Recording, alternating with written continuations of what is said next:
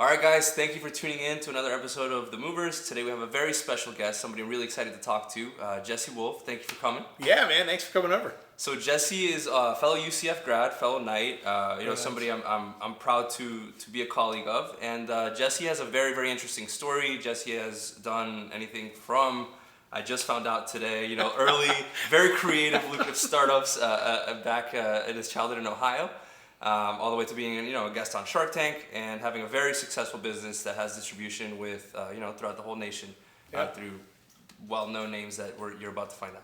So without further ado, Jesse, I guess the first question is, tell us how you got started in entrepreneurship. Like, what was the first sign of you as a kid, call it 5 years old, 13 years old, whatever it was, that you thought to yourself, like, I'm an entrepreneur, like, this is my thing?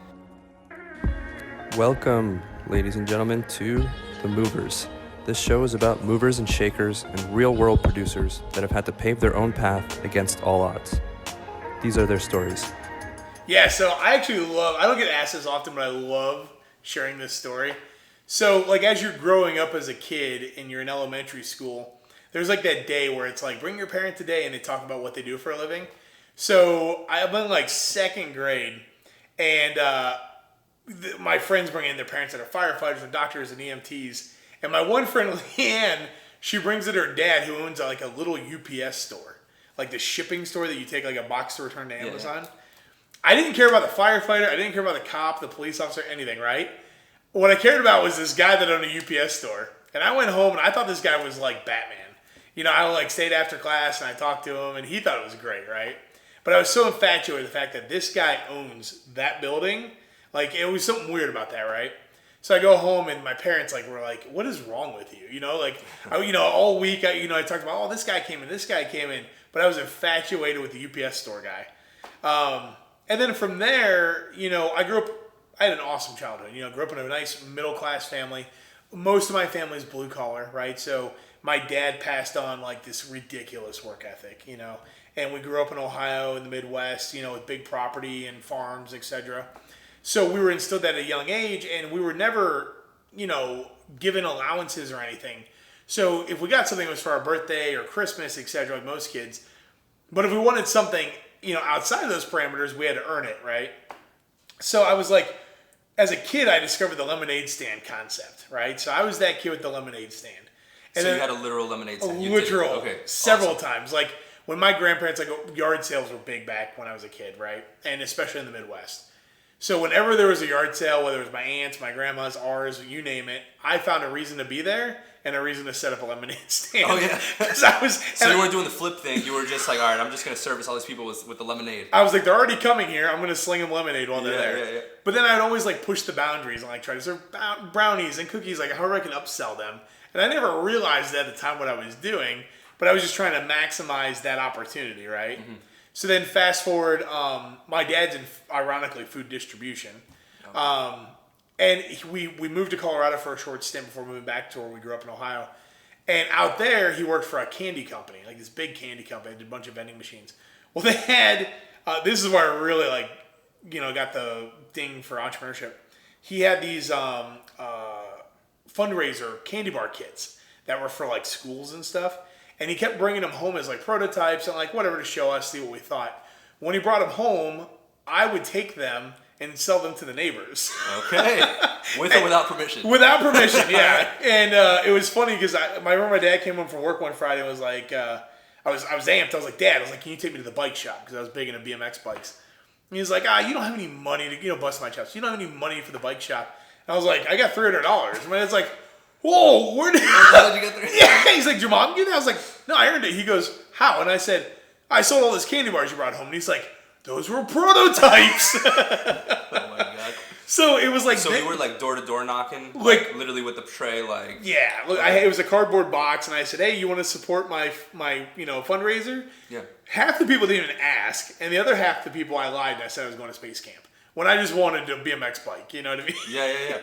So from there it escalated. I mean, when I was 12 or 13, I turned my mom's basement, again, unbeknownst to her, into a bike shop. I'd buy bikes from yard sales, fix them up and sell them. Mm-hmm. So kids were coming in and out. So that was the path to I was like, well, why do I need to wait for somebody to make money? I can just do it myself. You know what I mean? I'm curious about one of the first things you said, that you were into the UPS guy at the career fair. Yeah. What do you think about him? Was it that called you? Like, was it the fact that they were like selling stuff and sending it, or like what do you think if you had to pinpoint? Yeah, I think I was really enamored with the fact of like, you pass like a Walmart, you don't, especially as a kid, you don't think twice like who owns the Walmart. Mm-hmm. But like, I knew this guy owned that building, and to me it was in a plaza. And I was like so enamored. I'm like, wow, he owns that. Like, he has the key to that door. Mm-hmm. He does what he wants with that business. And then he calls the shots, right? Again, not knowing it was a franchise, whatever. And I think partially I thought he owned UPS, which was weird. Okay. But I was a little kid. Yeah. But like, that was big to me. Like, going like, he's in control of that. Like, he doesn't work for anybody. Like, that's his. Got it. And I thought that was really cool, from that standpoint. Okay. Okay, no, I got it. What do you think was like your motivator to, take the candy that the prototypes that your dad brought home and go out and sell them? Like, what was the motivator for you? You wanted to get the new BMX bike, or you thought it was fun? You wanted to see if you could do it? Like, if you had to take yourself back to, I guess, and we'll bring up the nature versus nurture thing, but yeah. What do you think was it, that about what called you to do it? Because it's not a normal thing. It's not. It's not a normal thing. And what's crazy is, I remember at one point in time, I'm still a chubby guy, right? I was a chubby kid, and like, chubby kids get picked on when they're little. I mean, that's just the nature of the beast, right? So I remember a turning point in my life was my grandma. I was at a playground, and I was really a shy kid, like when I was like, 5, 6, 7. I was super shy. Right, isn't that weird? Thank God some people come out of it, right? And, I was able to. But my grandma told me, she was like, there's kids playing on this playground, and I wanted to play with them, but I was nervous. And I remember that day, she said, just go play with them. She goes, ask them if they want to play, introduce yourself. And if they say no, you're right back where you started. Grandma's like, grow up here. Yeah, basically, right, Yeah. So I did that, and of course they were cool, and I played with these little kids, whatever. And that like changed my life, right? And then my stepmom came into my life, and she pushed that even further to like come out of my shell. And what I noticed was like the fear of rejection, the fear of failure. Like I was coming out of my shell, and I realized like people liked me even as a little kid, and that kind of fueled that next phase of when I saw the UPS guy, right, and then I'm learning to come out of my shell, if you will. I learned that if I be me, people like me, and then I get things for that, right? So then I was like, well, if I be me, and there's things I want, what's stopping me from going to get it?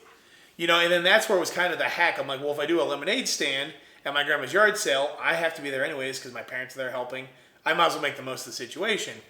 And then it was fun for me to go like, hey, I can buy this. It was almost defying my parents. Like, they tell you no. Well, yeah, but I can. I have the money. You know what I mean? Yeah. So they can't tell you no. And I always thought that was kind of funny to me. And then, I don't know. This is weird. And I don't think I've ever shared this. Probably with my parents. I didn't like for me, I'm one of 6. I'm the oldest of 6.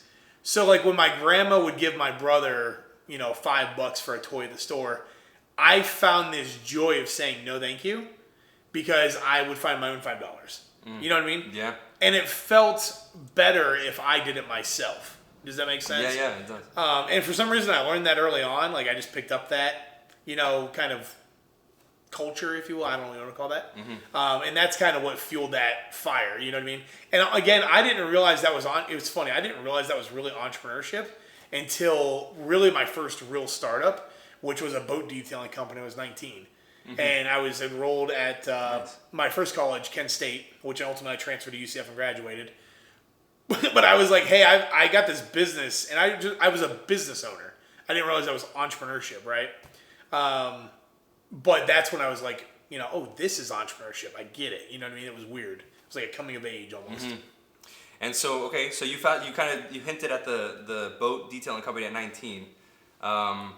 Was there anything in between what you shared and the boat detailing company? So, going through high school, in junior high we moved. We lived in Colorado, so there was a lot of like traveling and back and forth. So like, that's where the candy bars happened out there and stuff. And I figured out like I worked for farms and, kind of some odd jobs, just whatever I can do to earn money to support my habits, if you will. Again, not realizing it was entrepreneurship.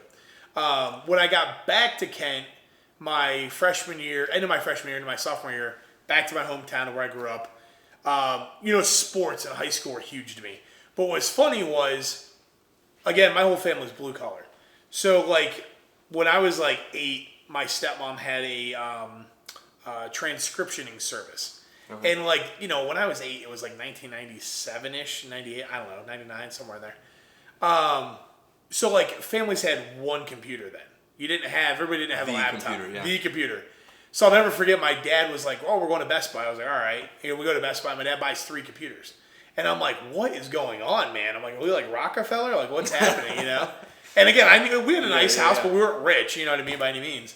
And my dad was trying to explain to me this concept of your mom starting a business. So now he's excited because now we have a business. Mm-hmm. I didn't know what it was, and all she was doing was transcribing medical transcriptions for doctors. But then that evolved into her becoming an entrepreneur. You know what I mean? So then this is when you were around 8, you said? 8 or 9, okay. Yeah. Okay. So like that was so fascinating because we had these like ladies that would come over and work at our house, and I would just sit there at the table and like watch them because I'm like, "Oh, this is cool," We have a business, even though it was hers, I had nothing to do with it.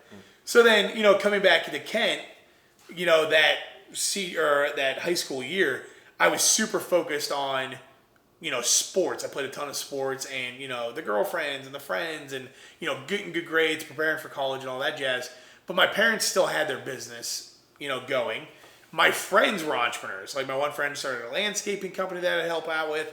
My other friend owned like a diesel mechanic company kind of before its time, like even in high school. That's awesome. Yeah, well, a couple of my friends had like tree companies. So even though I didn't have one, I watched them do theirs or I helped them with theirs, which ultimately fueled that first startup for me at 19. So by high school, you kind of knew, like, what was your mindset going into college from high school? I had no idea what I wanted to do. I thought I did. A lot of people in my family are, again, blue collar. They're police officers or, nurses, doctors. Like if they do go to college, that's what they tended to be. But my aunt was a nurse practitioner. And we had one hospital in our area. She worked there, and she was like, "Be a male nurse. They're getting paid stupid money." She got me a job at the hospital, and they're like, "We'll pay for everything. We'll pay for your tuition, your books, everything. Just get through, and then you owe us a year, and you can do what you want." My parents were like, "Do it," and I was like, "Yeah." And I like people. This is great. Yeah. So I tried that over the summer after I graduated, and I hated it. And I even enrolled at Kent State, all nursing. So I went into Kent State as a nurse, and like the first week of school, I dropped all my classes. Oh my God! Because I was like, this isn't what I want to do. Yeah, you were miserable. Yeah, so I went exploratory, and again, not realizing like, what do I want to do? Like, I started college in 2005. There was no entrepreneurship program, right? There was like business or finance, the staples. So I went exploratory, and then my dad was like, just get a business degree. Like, you'll figure it out. Like, you can do anything you want with a business degree. And I was still like, maybe I want to be an engineer, but I sucked at math, like that whole thing. So, that was kind of like the way I entered college, like very dismantled and all over the place, Okay. And then the move to UCF, what was it? Why did that happen?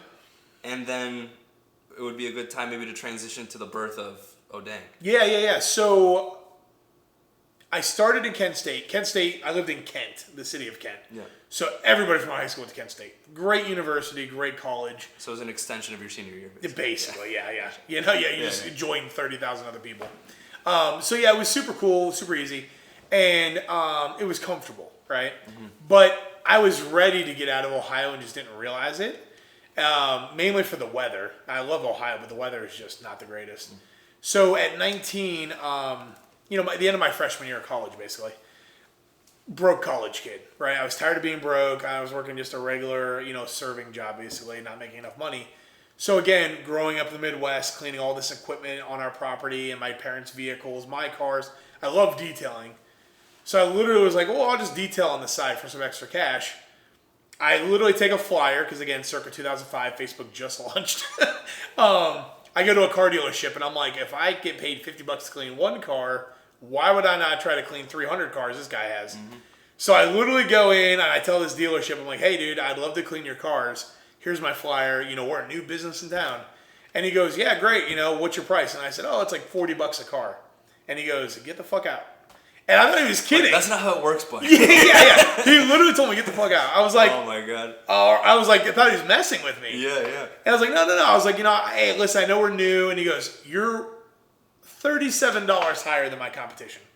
And I was like, that's $3. He goes, yeah, that's right on target. And I was like very confused. And he goes, we pay $3 per car. We do it once a week, blah, blah, blah. And I'm like, that's like $1,200 a month. Like, no way. Yeah. And what I realized is they just spray the cars down. They don't actually wash them with soap. They just like spray them off. So I didn't know it. I just walked in blindly, no research. Yeah. So as I walk out of that dealership across the street, it's a boat dealership. So I walk into that place. I'm like, well, this guy just told me no. And this is my first experience with true like entrepreneurship and then getting shut down. Yeah. Like the failure thing, right? Yeah. And I was you're not a cute kid with candy anymore. They're not just saying yes. You're a punk college kid, basically. Yeah. Exactly. I mean, hardcore transition. Yeah. So I walk across the street and I tell the guy the same spiel. And I said, he's got a showroom full of boats. And I said, I'll do your boats. And I said, I can do them $40-$50 a boat. And I'm waiting for this guy to tell me to get out to you. Like, what am I not understanding? So you stayed at that price, the $40-$50. Yeah, roughly. And thank God. And you said, hey, listen, and we don't spray them down. We do the full wash. Like, you already had some context of, like, what a $3 wash versus, like... And I literally said, I was like, and with this, it actually worked out to my benefit. This is funny. Because, again, I didn't know what I was doing. I knew nothing about professional detailing, like, accounts like this. And he goes, great, we just fired our detailer. We just let that company go. Oh. He goes, it was Thursday. He goes, come back Saturday morning. You're going to clean this boat, right? We'll talk afterwards. We'll see how you do. Okay. He had to have seen through it. Like, I knew nothing about what I was doing. Yeah. So I come back. I clean this boat. And afterwards he goes, yeah, boat looks great. And when I got there to clean the boat, I've got, like, all my car wash stuff. And he goes, it's in a showroom. And I go, uh-huh. And he goes, you're not using water inside my showroom. So I'm like, how the hell am I going to clean this boat, So he hands me, like, the quick detailer, and, like, some, like, a magic eraser. And he goes, this is how we clean. And I'm like, oh, this guy sees through this, right? Yeah. So anyways, he ends up going, you're hired. Done. Well, we'll do a deal with you. So, and he goes, but I was smart over the weekend, smart loosely. Over the weekend, I called every detailer in every state but mine. California, Texas, any place that had water, boats, and I was checking prices. I used his inventory and priced them out. So that's a super big insight for anybody entering any new business. Literally just call other businesses and get quotes to find your pricing. Yeah. He asked, like, what dealership are you calling from? I would, like, if I called an LA detailer, I would find a boat dealership 40 miles from LA, so it's not in LA, that he's not already servicing. Right. I'd say, hey, if you're going to drive here, like, I've got, they were called Glasstron, that's the brand boats. I said, I've got the 2005, catalog of Glasstron boats sitting in my showroom. There's 40 of them. What's that look like for you? Mm-hmm. Bam. And I did that to everybody. You know what I mean? And just to, like, kind of, and again, you find an actual dealership, which it's not probably the best, but that you can say, because if he looks it up, he knows it's legit. Or she looks it up, she knows it's legit. Right. So yeah, you price shop him. So when he talked about pricing, we got to that price, right? So we got that, and like literally that was June of 2006, right? And by the end of 2006, we'd done like 80 grand in revenue, which is more. I mean, that was more money I'd seen in my entire life. How much was one contract with the dealership? So and it was crazy. It turned into all kinds of things for us, right? Yeah. So it turned into all the boats that sat in the showroom, which is all I thought I was signing up for. We would go once a week, and each boat was $40, and there was 50 boats in that showroom. So you were on point with the $40. By luck, we didn't seem that out of line coming in, thank God. But then if like a boat got traded in, we were paid to fully detail and restore that boat for them to resell. Gotcha. That was $15 to $25 a foot. You get a 40-foot boat, 30-foot boat, 20-foot boat. Oh, that's big. Yeah, hundreds of thousands of dollars, right? And then we also started getting outsourced to do summer maintenance. So if someone had their boat on the water, I think it was called Tri-State Marine. Tri-State Marine would send their detailers. So we had all these accounts on the lake that we'd go do. So we had that revenue stream. We had the used boats, the new boats. Then we just boat shows. So when those boats got delivered to boat shows all year long, we'd have 50, 60 boats to do all week long. And those were $10,000, $20,000 jobs by themselves. And what do you think, sorry to cut you off, what do you think like made them stick with you, with Jesse? Was it you, like the service, the quality of service you delivered? Was it the actual, like, you guys were really good at cleaning the boats? Or what do you think it was? Like, what would you attribute it to that you guys were able to, that another detailer wasn't able to come in and undercut you guys and basically take the business? And that happens constantly, right? Yeah. And he was a good business owner and understood that. So ours was consistency. Well, again, when they sold a boat, We were basically on call. He'd call, say, I need a boat delivered in 2 hours. We'd drop what we were doing, drive over, we'd have a boat detailed and delivered. Got it. So you just trusted the fact that you were the guy, he'd call you and it would just get done. Yeah, and then, when it came to like customers' boats would come in for work, he would also offer them a detail, right? Yeah. He might, I would get $800 for that detail, he'd make, $1,200, and make the $400 difference. So again, he's putting his name on that boat, right? They don't see that it's Wolfe's Performance Detail at the time cleaning that boat. They see Tri-State Marine. Yeah, right? I like that. We had card. I had the card somewhere, the original card. But it was that consistency. We were consistent on time. We were consistent on delivering a good product, and we never missed on that. That was my name, so I made sure it was always consistent. And he saw that, which was big because the detailer he fired. The guy came in a bunch trying to get the gig back, tried to undercut, and I thought for sure he was going to give it back to him. But we showed up in matching T-shirts. There's hardly any detailers. Maybe now in high-end detailers, but detailers, they never have their guys and girls in uniforms unless they're premium. You know what I mean? Yeah. It cost me $150 for T-shirts.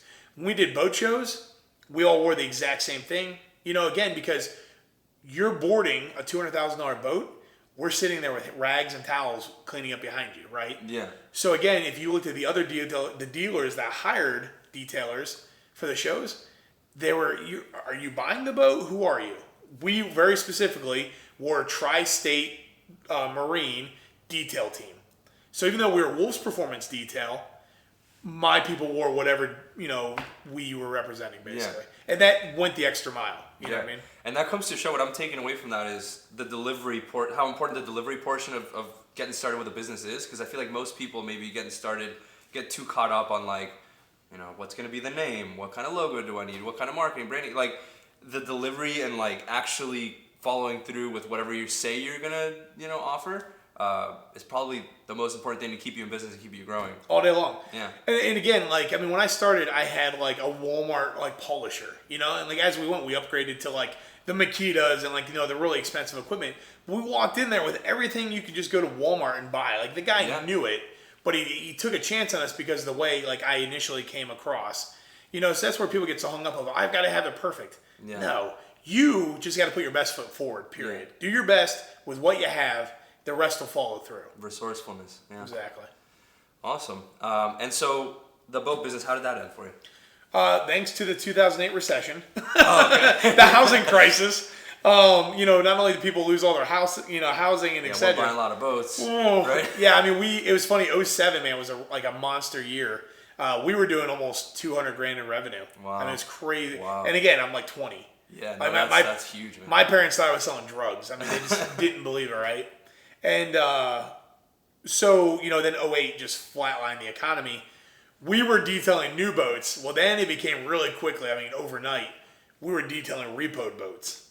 At car wash prices. Yeah, and I noticed the dealership was getting later on their payments. Yeah. And I closed it down. I was like, we didn't have much into it aside from the equipment, which was marginal at best.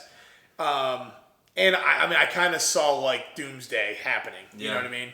So I was like, don't fight it. And there was really no way to pivot and avoid it because we were dealing with, we made our niche in boats. We didn't do cars. We didn't do trucks. We didn't do vans. We did boats. And that is the most luxury item. Yeah. So we pivoted that. And it kind of worked out because, you had asked earlier, how did I end up in O'dang? So again, my dad's companies over the years moved them around from job to job, mainly in Ohio. We went to Colorado, back, etc. He had an opportunity to originally move to California. And I was like, I am so going to California. I'm a sophomore in college. I wanted out of Ohio. My detailing company basically just sounded like a dream. Yeah. Oh yeah, I'm done. And so I dropped out of college, right? Because I was going to transfer, closed the detailing business down, and then was like, yo, I've got a little time to kill. So, going through some other ideas, but I made myself a vow that day when I basically was like, O'dang, the performance detail is done. The next thing I touch was going to be a home run. I got the true taste of entrepreneurship. I was addicted, right? I saw checks bigger than I ever dreamed of at that time. Yeah. And I was like, this is totally doable. I built this with my bare hands. So I can get better at this. So I said the next one, like, I want to be a millionaire. And going back to being a kid, I read BMX Plus as a magazine and Entrepreneur Magazine. Okay. And I remember seeing, like, my first Entrepreneur Magazine, like 13, going, I was obsessed with that magazine. Yeah. And Forbes and Inc. and that. And I was like, I want to be in that. Mm-hmm. So at that time, I was like, this is how I'm going to get in these magazines. Like, the next big idea I have, it's going to be big enough to get in that magazine. So ultimately, California fell through, we ended up in Florida. And then that's where I ended up, transferring to UCF. And kind of the journey for O'dang, in essence, started from there. And so if you could give us, like, the Spark Notes version of O'dang and the steps that it followed, how'd you start? Like, what got you into hummus? Oh, something I wanted to ask before I forget, actually, is you went from a service business, essentially. Yeah. High-end service business, which I know how, what's the word? Perseverance, not perseverance, but how... Perseverance? I can't say it. Like how, if you are persistent. I know how persistent. Yeah. Don't worry, we'll fix that in post. I know how persistent you have to be to be an entrepreneur. Why didn't you say, you know what, I'm gonna make this boat business survive one way or another. I'm gonna pivot to trucks or cars or whatever. Did you have passion for building up the business, but did you also maybe not like so much what you were doing and lose passion for the actual type of business you were in, or how'd you? Because I've been, just to share with you personally, like I've been to a lot of spots with Nightspeed where I could say I'm maybe not super passionate about the moving industry. It's not my background. I'm more like passionate about envisioning an idea, make it happen, come together. I've had a lot of moments where I don't have a lot of passion to keep it going, and I've considered like, hey, maybe it's better to cut my losses, but something's kept me in it, and I think it's just like the love of the game. What did you kind of have the self-awareness that like, okay, I don't want to be in the service business necessarily, I'm just gonna let this one die and I'm gonna go on to my next thing? And how was that was that hard for you? Like, so, in essence, to some degree, shutting down shutting down Wolfe's Performance Detail was also losing Wolfe's Performance Detail. It was one and the same. I mean, basically, it was DOA, right, to some point. Because it was funny, I was rocketing to the point where I was getting dealers calling me, right? And before I had a chance to even really deep dive those new opportunities, because like some of the dealers were on Lake Erie. That's an hour from me, hour and a half. And I'm like, how are we going to manage all this? So as I started kind of putting together the back end work to even entertain that idea, the '08 crisis hit and wiped us out. So, and by us, I mean the dealerships, like the boat dealerships. So, at the time, I didn't really realize a lot of it looking back. I made a lot of mistakes in that business, a ton of mistakes, but they were great. Like, I remember I got in a fight with the owner of my biggest account, that bread and butter account, over pretty much the price per boat at our biggest boat show of the year we do for him. And I remember him, and looking back on it, was because of '08. He was just tight on cash, but I didn't know that because I was so young. And I wasn't affected by '08. I didn't have a house, you know what I mean? So there was a lot of naivety there too. But instead of going like, hey, let me work with you on the pricing, and this was after we performed the detail, but the guy had given me $300,000 basically in 2 years. Yeah. Like looking back on it, I should have really worked with him as a partnership, right? But instead my ego got in the way. And I was like, if we can't square up on this, we're done. Like, you're not going to treat me like that. Looking back on it, I wish he was more upfront, and I wish I was more understanding. Yeah. So that really was kind of like the tipping point, because I literally fired him as a client, which was dumb, right? And then that's where I was like, my dad had these kind of opportunities brewing, and I basically was like, let's close it. Like, I couldn't find another account. You know what I mean? Even if I wanted to, and it was just boats. And, now, again, looking back on it, I should have probably bought a car wash or taken, and when I say like, I was 19 making 85 grand in 2006, dude, I thought I was Bill Gates. You know what I mean? Like, I had a sick truck lifted that I used for the brand. You know what I mean? Yeah. It was all done up. Like, it was nice. So I didn't have that money like reinvested as much back in the company as I should have been. Okay. I was just like, oh my God, like, I'm making good money. This is great. Like a lot of solo entrepreneur businesses or lifestyle businesses would do. If I was smart then, I would have bought a car wash. I could have easily probably financed a car wash, like a drive-through self-sufficient car wash. Yeah. And then I could have probably built an empire off of those, right? Or something like that. I could have started a chemical company, that sold all the chemicals. There's 2 huge online businesses now that have monster car cleaning products that are making $60, $70 million a year. My mind wasn't there yet. I was too raw and green to entrepreneurship. So when I basically was like, I'm closing this down, my thought was move to Florida. Dude, I don't have a winter. Like my business shut down in the winter up there with the exception of the boat shows. But the boat shows are so big, I did okay. In Florida, we're year round. So what's crazy is when I moved down here, I was like, Wolfe's Performance Detail 2.0, let's go. Okay. And I went to a marina, and out in Cocoa, actually, huge marina. And I said, hey, same thing. Let me clean your boats, baby. Because I'm like, all these boats are still here.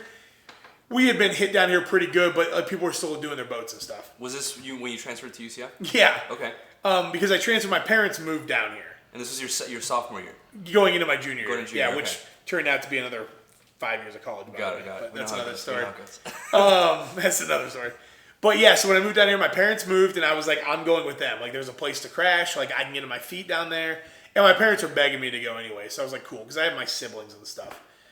So it was my chance to get out to a bigger city and see what I can do. So I go to Cocoa, and I first get, literally the week I landed here, and I was like, I want to clean your boats. And the guy goes, okay, great. And he goes, what's your rate? And I said, we're this, $25 a foot to $30 a foot, if whatever. And he goes, I'm paying $5 a foot. Oh my God. And I'm like, totally different market. Oh man. And that was an experience I learned like really hard. Yeah. And I was like, are you high? Because I'm like looking at the blue painted bottoms, the salt water and stuff that just thrash in these boats. And he goes, yeah. He goes, you know how many detailers I have at my tail? He's like, $5 a foot is what we pay. And I'm like, not for me, dude. Yeah. So I really went away with my tail again between my legs. Again, learning we're in a whole different world, man. Different market. Mm-hmm. So from there, I had numerous failed startups. So when I went to UCF, again, I was looking for that next big thing. Like I wanted something big. Yeah. I wanted to be a millionaire, whatever that looked like. Yeah. And I didn't care that I had a Bentley. I wanted to be able to say, Jesse Wolfe, millionaire. I didn't really care about the objects. I just wanted that goal, that target. You had the desire to own like the UPS guy when you were younger. Exactly. Like $1 million business. Yeah. So UCF, when I first got there, was really just budding with entrepreneurship, like just starting. And we had an office there. What year was this when you transferred? 2010, I started at UCF. Okay. After all said and done, transfer, moving, etc. So I started in 2010, and they had an office one day a week on Wednesdays for like 2 hours. They had a person in there that talked about entrepreneurship. And they knew me because nobody ever showed up for these office hours. Yeah. Except for me. And Mike O'Donnell, which is a previous professor at UCF, he was a entrepreneur in residence. That poor guy, he'd be like, it was like 2 to 4, and I would be there at 1:55. Hammering him with questions. Yeah. And I would wait 30 minutes. You got 30-minute blocks. I'd walk outside. I would sit there. He'd come out to look for the next person, and it was still me. Oh, my God. So I'd go back in. So like half the time it was me for the 4-hour block. Oh, man. So you really took full advantage of that. Oh, my God. Like to the fullest. So I had all these crazy ideas, one of which I thought I hit. And down in Florida, we have love bugs, right? Damn right we do. Especially like a week ago. Yeah, a week ago, right. Oh. That was the worst. So I realized they were bad at my car. The rental cars, the airport must be slaughtered. Oh, yeah. Oh, man. Drive over, talk to Hertz. They're like, yeah, this is a huge problem for us. Long story short, I work with Mike O'Donnell, the little bit of entrepreneurship we had at the time. And I figured this plan out. I get this, like when you buy a new car, if you watch it come off the semi-truck by chance, it's got white film on it that they peel off. I said, why don't I just put the white film back on the car and poke holes in it for the vents, and there's your love bug protection. So I found the company that makes it, make it clear, because the Hertz was like, it's got to be clear, you got to see the color of the car. And then we tried to literally we test ran it. We put it on the car. They were like, this is great. It needs to be smoother. So it took more time. Long story short, they're like, yeah, we're interested. Contracts $2.4 million a year. I was like, oh my God, I did it. Yeah. I did it. So they call me back about a week later. I'm trying to get the contract ready. And I'm like, it was like 6 weeks a year, $2.4 million contract. That's insane. Insane.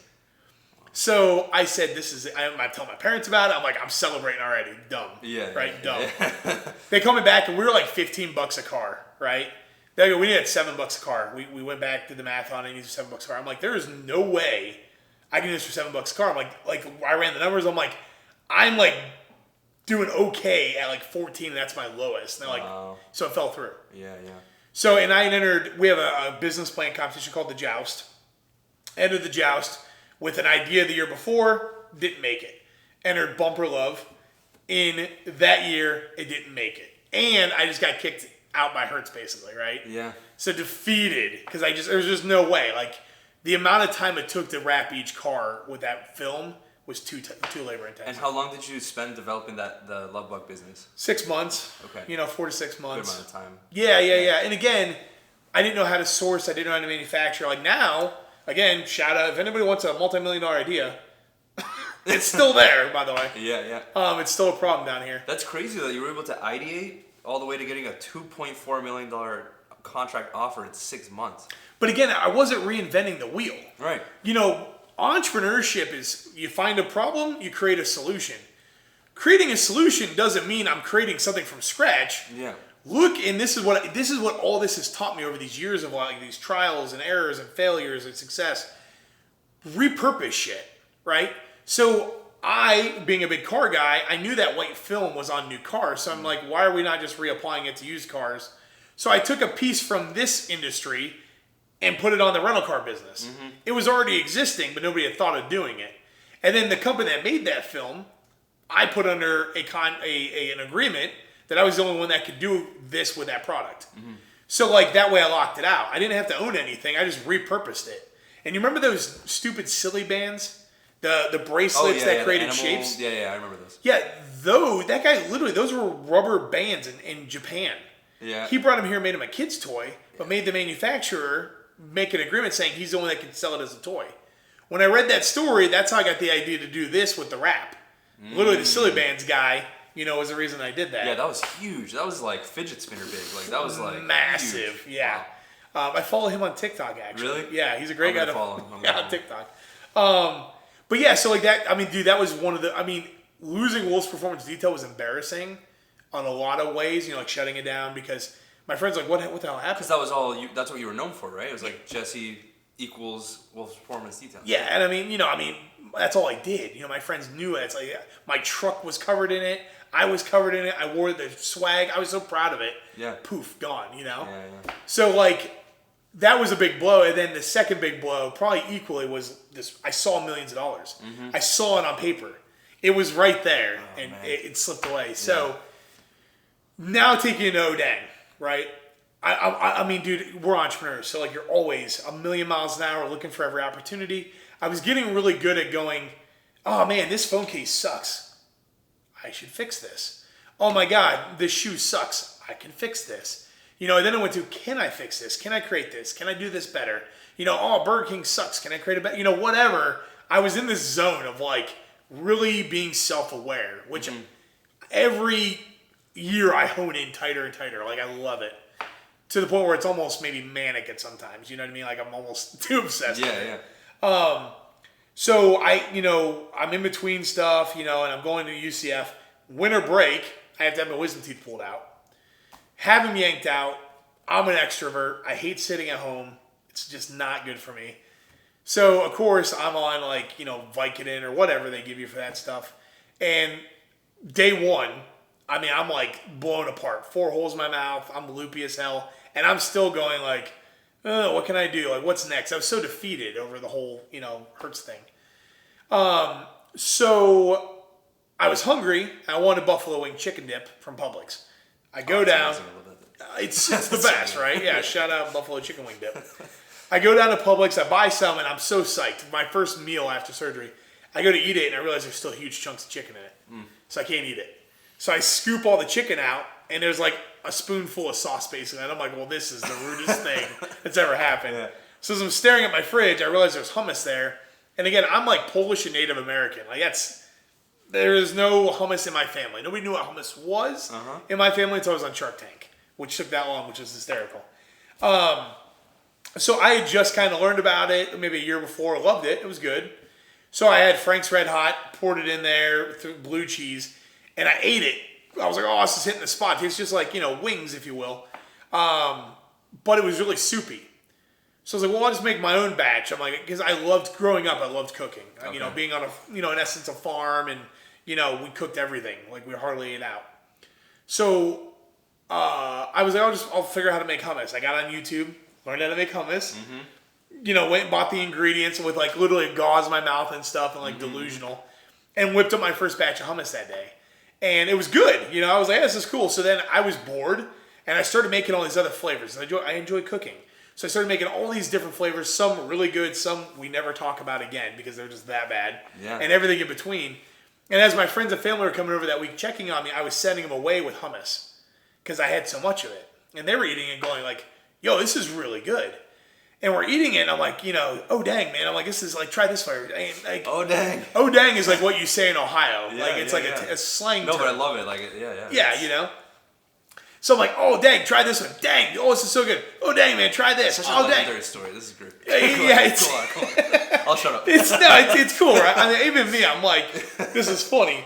So like, one of my buddies was over, and he's like making fun of me, and he's like, oh yeah, O'dang Hummus, and I was like, hey, that's kind of cool, man. I was like, that's funny, Yeah. I didn't think twice about it. So I go back to work. I had a job at that time plus school. And I was bringing a hummus back to work because I was just trying to get rid of like the 55 pounds of hummus I made. And this lady takes it home and she goes, hey, my daughter's having a baby shower. Can you make her a tray of this hummus? And I was like, yeah, that's fine. Like, nice lady. She goes, I'll pay you $80. And I was like, oh, all right. I'm like done, Yeah. So I make this hummus. She takes it and she comes back the next day and she goes, your hummus was probably more popular than the baby that's coming. She goes, everybody loved it. Oh my God. Okay. I was like, it's strange, Yeah. And I was like, I didn't really piece it together yet. So that next week school starts. Mike O'Donnell, the guy that I destroyed his office for 3 years at UCF, right? He's teaching a business plan writing class. I am in it. And first day of class, he goes, hey, here's the deal. Everybody in this class, you know how it is. Introduce yourself. Get comfortable because in the next class, everybody's got to get up again and say a business idea they have. We pick the top 10 business ideas or something like that. Everybody breaks off into teams. You're going to write these ideas into business plans. And at the end of the semester, if you want, you pitch it in the joust. And I'm like, okay. Like nobody gets in this damn thing. Yeah. And, or, you guys just get your grade, whatever. So everyone's talking that first day. We're introducing ourselves. And I hear bar, food truck, bar, food truck. And I'm like, I'm not doing a bar. Food truck maybe, but I'm like, we don't need another shitty bar, So then I was like, why doesn't somebody make hummus like I made? I was like, I don't understand. I was going to the grocery store. I couldn't find any other flavors. It's the same 5, flavors. And I said, I love Ben & Jerry's. Love their ice cream. Love the brand. I think it's cool. I'm like, why is there no Ben & Jerry's of hummus? There's an ice cream. I'm like, you could do this. It'd be fun. So that next week I go in and I say my idea. I said, listen, I love hummus, I was like, I made this buffalo wing hummus over break. People liked it. I was like, I just don't understand why there's never been a Ben & Jerry's of hummus. So that's me. Like, we're going to be the Ben & Jerry's hummus. I was like, it's called O'dang Hummus. And everyone's like, oh, O'dang. Like, kind of making fun of it what I thought at first. Yeah. But it wasn't. Not realizing how catchy it was. Yeah. So the next class, you had to vote, like, what team you wanted to be on. And dude, the class like went ape shit for my idea, like fighting over to get into that group. Yeah. And I was like, oh, man, again, like here's another like ding, Again, I had no idea what I was doing. Never been in food, nothing. So this was like all starting from the scratch. So that's in essence how it started. We wrote the business plan for it, and I remember like the first meeting of our group, we had to do a little research. I looked up and like at the time, this is 2013. Sabra had done $900 million in hummus that year. Wow.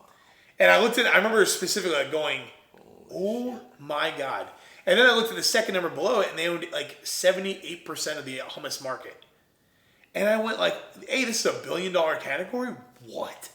And I said, dude, this guy owns all of it? I was like, who the hell Mr. Sabra is, which is not a real person, by the way. And that shook me. Because I'm like, dude, here's your $1 million idea. So me and these awesome 4 girls, cranked out the business plan that semester. And at the end of it, I had a chance to potentially put in for the Joust. And it was great because Michael Donald was out, right, for the day, for the class. And we had a substitute teacher. And this is where the story gets really cool. Her name was Pam Holzer. And she eventually she was hired, and I didn't realize it, for the Blackstone Launchpad. Uh-huh. So UCF never had this entrepreneurship program where you had just the office hours and Mike. And here's Pam that covers for Mike that one day, which sheer fate. I had no intentions on doing the Joust. I was like, I hate the Joust. I hate everybody that goes to the Joust. I hate everything to do with the Joust. They hate me. It's mutual. Yeah. We're working on our ideas. She's walking around, and she comes up to me, and she goes, you need to stay after class. And I was like, all right, whatever. Stay after class. She goes, you need to enter your idea into the Joust. And I said, lady, I don't know who you are, but let me give you a quick synopsis. I was like, it hasn't been good. And she goes, enter this. You'll regret it. So I went home that night. It was due at midnight. And, it's a longer application. Mm-hmm. So I went home, and I freaking knocked out the application. I'm pissed off the whole night. I'm like, I hate this. Is going to suck. Yeah. Here we go again. And then a week later, I get a letter saying, you got in the Joust. So I go to her, and I'm like, did you get me in this thing? Like, what's the deal here? She goes, I had nothing to do with it. She goes, I just told you to do it. And, here it was all outside judged, you know what I mean? I was like, whoa. So I go to these girls, and I'm like, hey, we're in the Joust. I'm like, so who's in? They're like, no, we're good. We got our grade. I'm like, they didn't want in the Joust? They didn't want in the Joust. I know. I was like, but I need you. Like, you don't go to the Joust by yourself. Yeah. And they're like, no, like, we don't want to present at all. We're good. Like, we got a grade. Do you know there's a grand prize? Yeah, that's what I said. Nothing. And they were like, no, like, high five. We all got A's. Wow. Awesome. Best of luck to you. Well, bet they regret that. Yeah. Right? So I was like, okay. And I entered the Joust, right? And then I go through the whole Joust process, and I take 3rd place. And I quit. You put it down. I was, because I got through the Joust process, and, like, the finals were crazy. Because 2 years before I got rejected, year before I got rejected, I get in, your first place is 20 grand. 3rd place is 4 grand. But first place had all these resources I wanted, right? Needed lawyers and you name it, Mm-hmm. I needed first place. So when when I'm in the finals, we all pitch and everyone's coming to me, you got this. You won this. Dude, congratulations, right? Yeah. And it was like, hurts all over again. I was celebrating. Yeah, I was going to bring that up. Yeah, I was going to say the celebration for the love bug. And it was like my detailing company. I was celebrating. I celebrated way too much of my wins for the, to get my head down to working. Important lesson that carries on to this day, right? I still celebrate, but quick and then back to work. Yeah. Right? Well, I mean, that optimism, you got to owe that optimism, a lot of your success. And I keep that. Yeah. I just learned to balance it. Yeah. Because it was either way too optimistic and no celebration, or I just was like, every win, I was like, yeah, and then just, I rested on those laurels and got passed, or something passed me, right?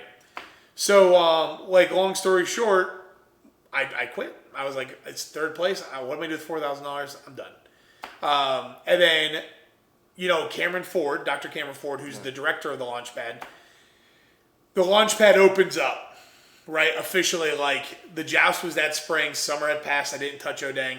That fall, I'm in another Mike O'Donnell class. Okay.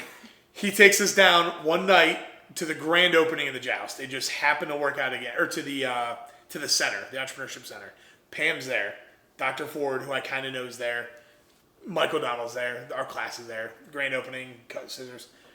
Cameron pulls me aside afterwards, and he goes, so what's the deal? Are you going to put your hummus idea in there? And I go, no. I'm like, absolutely, this isn't going to work. And this is what launched O'dang Hummus. He pulls me aside. We're under the stairs in the student union. He goes, the day, I've gone through a lot of stuff in my career. He goes, but the biggest heartbreak I'm going to see in my professional career is when somebody else is doing your idea. He goes, and that one struck you. Oh, I mean. Yep. So. Sorry. Hey, you did it, man. Yeah. It's all good. Anyways, yeah, I mean, like that moment like changed everything.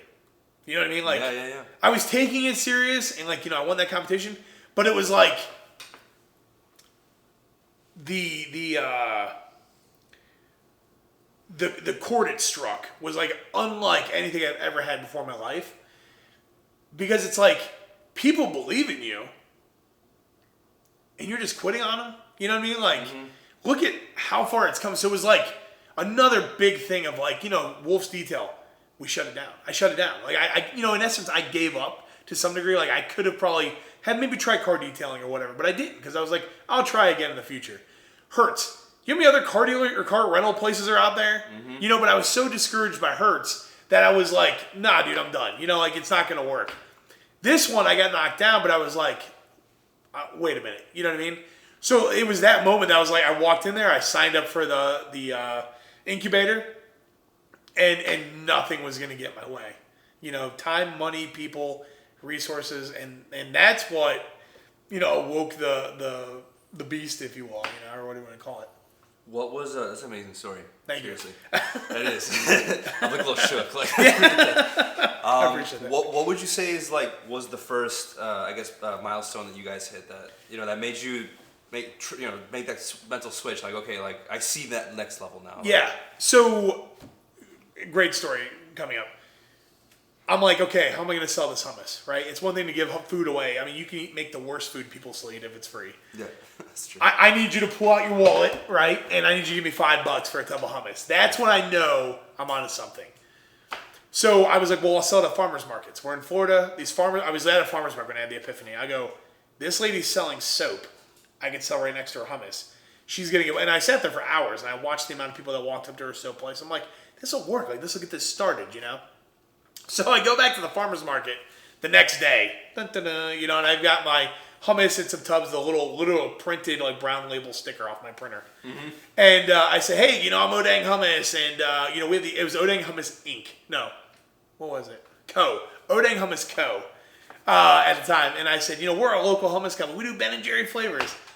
And I said, I would love to set up a tent next to that lady there making soap. And she goes, well, that's someone's spot. And I said, they weren't there last weekend. They're not there this weekend. Can I have it? Like, how big of a deal is this? Yeah. She goes, well, there's a 2-year waiting list. And I was like, look, that lady's selling soap. And she goes, that lady makes $150,000 a year selling soap in that spot. Oh, wow. And I went, I'm sorry, what? and I was like, okay. And she goes, so that's why there's a 2-year waiting list. Bye-bye. And I was like, okay. So again, I was ready to quit. I was like, no, don't do this. Changing point. Try farmers. So, dude, I went to like 20 farmers markets in like Central Florida, and every one of them rejected me. And it's come to find out, it wasn't the lady selling soap that was rejecting, you know, me or whatever. There was a falafel food truck that served hummus that was in all these spots that kept blocking me from these damn farmers markets. Wow, okay. So then I was like, okay, now I was learning to like get creative. So I went right back to all of them again. I said, listen, he's a food truck. I've got flavors of hummus that he doesn't do. I'm a food company. He's a food truck. They wouldn't buy it. Finally, I got a break. A new farmer's market was opening up, right? Because I mean, this is like 6 months of work trying to get this farmer's market thing to work. So finally, in the spring of 2014, like March. It was March. I get a farmer's market that my friend sees. And goes, hey, it's opening right in Oviedo by UCF, brand new. I'm like, he's not there yet. This hummus guy is not there yet. I drove over, and I emailed the lady to say, hey, I want to come meet you. I'd love to be in your market. I'm on my way. So I get there. I get out of my car, and it's on a farm, ironically. And she's in the back of the farm, and I see her, and I'm waving at her, honking, and she's like, oh, hey. And I'm like, she's like, who are you? I'm like, I'm the hummus guy. She's like, you're homeless? I was like, no. I was like, I'm the hummus guy. I'm here to meet you. And she goes, do you need food? I'm like, no, like I'm here to talk about hummus, man, you know? So we talk, and she's like, you're in. Yeah. Great. Oh, so that was the moment, like we go, I take all $4,000 I went for the joust. I buy a really terrible like van that was super sketch. I buy the coolers, I buy the little food processors, and the tubs, you name it, and I make it ready. I buy a tent, table, first farmer's market, here we go. I set up, and it's like it opened at 8 a.m. in the morning, right? I was so excited. I didn't sleep that night before. I was pumped. Like we did it, right? Yeah. We're on our way. And again, I overcame all those, farmers markets telling me no and shooting me down for months. I got one. We get there, we set up. My first customer walks up at 7:56. My buddy, who worked with me at the auto parts store, was with me. I coerced him to go. He's in the back setting stuff up, and this lady walks up and she goes, "What is this?" And I go, "This is hummus." And she goes, "What's a hummus?" And I go, "It's like a bean dip, And she goes, "Oh." So she tries it, and she goes, a little sweet old lady, she goes, "This is disgusting." And I went, and dude, I mean, like, just PTSD, right? Flashback. Like, oh, okay. Yeah, so I was like, oh, and she just walks away, and I was like, what the? I was not expecting that. Yeah. So I'm like thinking to myself, and I just start breaking down. Like, I'm crying. I'm like, dude, this is. It's like, the heck, old lady? Yeah, and I was like, I knew my friends were liars. I knew my family were liars. Yeah. Everyone at UCF are a bunch of liars. You're all liars. I hate all of you. Funny how the negative feedback like blows up as like, right? It's like Yeah, the most important thing in your brain as soon as you hear it. Yeah. Dude, and you like overreact and like it just, because it's all that accumulation of all that shit that's happened that's now just exploded. So I'm in the back freaking out, right? And I'm like, dude, I own this shitty van. No one's gonna buy this van. Like, what am I doing with this van? Yeah. He's like, breathe. And thank God he was like the calmest person ever. Yeah. So he walks up, right? And he takes the actual customer as the market opens. And she's like, "Oh my God, is this hummus?" And I'm kind of perk up. Like, yeah, and she goes, yeah. And I'm waiting. I'm in the back. I'm waiting for her to go like, "Okay, no thanks." Yeah. And she goes, "I'll take 3 tubs." And I'm like, "What?" So I stand back up and I was like, and he goes, "See?" Yeah. He goes, "It's one." You taught me. He's like, "That's one customer." And I was like, "Tony, but that's 1 and 1." He goes, "Just wait." Farmers market went till 2. We sold out by 11. I was blown away. Wow. So the next weekend, he goes, "Bring double." I'm like, "Dude, you're being way optimistic." And I'm optimistic. Yeah. Let's bring double. We blew out on that by 11. Wow. Oh my God. So all those markets that turned me down, that second weekend, my market was on a Saturday. Sunday was the big downtown Lake Kimolo market that I was trying to get into. Yeah. The lady had told me no 10 times over again. This time, I go down with a cooler of hummus. I mean, like, massive cooler. Must have been 20 tubs of hummus in this thing. Uh-huh. And I found her again, and I'd given her 1 tub at a time. And I was like, "Hey, I know who you are, right?" And she said no, and she walks away. And I was like, "God dang it, dude." So then I see the guy changing trash for the market. I go over and I said, "Buddy, here's $20. I'm like, "Who is she?" And he goes, "Oh, she's like the assistant market manager." "Who's the market manager?" I was like, "Here's $20. Will you take me to her? Introduce me, like you know me. I sell hummus, okay? Say, this is my buddy Jesse. He sells delicious hummus. You should really try this. I thought he should talk to you. Tell the market manager that." So I waited for the other lady to go away. Mm-hmm. And he's, so we walked over. This guy screwed me, man. No. He walks over and he goes, "Hey, man, this guy's got something for you. I don't know." And just walks away. And I'm like, "Yo, I just gave you $20, man. Like, stick to the script, Yeah. So I'm like, "Hey," and she's like, that was the trash guy, like the maintenance guy for the market. She's like, "What the hell's going on here?" So I'm like, "Hey, I'm Jesse." I was like, "I have this hummus company." I was like, "Have you heard about us?" And she goes, "No." And I was like, this other lady was playing gatekeeper. She didn't even introduce me to her. So I said, "Listen, like, we're at this farmer's market in Oviedo. We're crushing it. We're moving, 50 tubs, whatever, in a couple hours." She goes, "Okay, cool." She goes, I said, "Just try my hummus. Nothing else. Just try it." So I leave, knowing there was enough hummus in there that she couldn't consume it all. She'd have to give it out to people, like her friends, family, whatever. Monday morning, I have an email. "Welcome to Lake Eola Farmers Market. Oh my God. You've been accepted." Oh my God. So from there, let me make a point, a good takeaway there, because the gatekeeper word just rang in my head. Yeah. For entrepreneurs, for starting entrepreneurs that are trying to get into things that just seem out of reach, there is always somebody, whether it's the number 2 or literally a gatekeeper, that's trained to tell you no and not relay the message to who you need to relay the message to. Yeah. And so they got to do it like you did. Find a way around. Like, be creative, be resourceful to find your way around that gatekeeper. Because I feel like most people get stuck at just, they hear the no from the wrong person that doesn't have the authority to give them the yes. So let me use a great example of that because it's such an important lesson. Yeah. You want to talk to Gary Vaynerchuk. Right. So does 1.9 million other people. right? Literally on the hour, everybody's trying to talk to him. Yeah. So what you do is you don't go to Gary Vaynerchuk and say, "Hi, Gary, notice me." What you do is you go through Gary's top 10 cronies. And I've talked to Gary Vaynerchuk because of this method. I've talked to a lot of people because of this method that I've learned over the years. This is good. You go down, and I found his VP of operations for VaynerMedia, who has 2,000 followers. Wow. How easy do you think it was for me to get a hold of that guy? Yeah. So you know what I did is I spent 2 weeks liking his stuff, commenting on stuff, shooting him a message. Introduction to Gary Vee. That's the way to do it. That's the way you do it. You know what I mean? Like, he trusts his cronies. So again, and I learned that from that O'dang moment, right? Of don't go to the market manager. Find out who you're dealing with first. And you know, actually there's a book right there, 4-Hour Workweek by Tim Ferriss. He teaches you that a little bit in a way, and I kind of like created my own path of it. But if you want to talk to anybody in this planet, it's accessible. You want to talk to Tony Robbins? Don't go to Tony. Don't go to his wife. Find top 10 people around Tony. You'll get to Tony. You want to talk to, you know, Justin Bieber? He has agents. He has PR people. He has friends, relatives, cousins. Go through them. You know what I mean? Find those touch points, and you can go in that way. And I carry that through business on anything I need to do or contact or meet, you know? Yeah. And so let's just leap right over to Shark Tank. How did that happen? How did you end up landing on Shark Tank? You know, like, I know there's a lot of stuff that happened in between.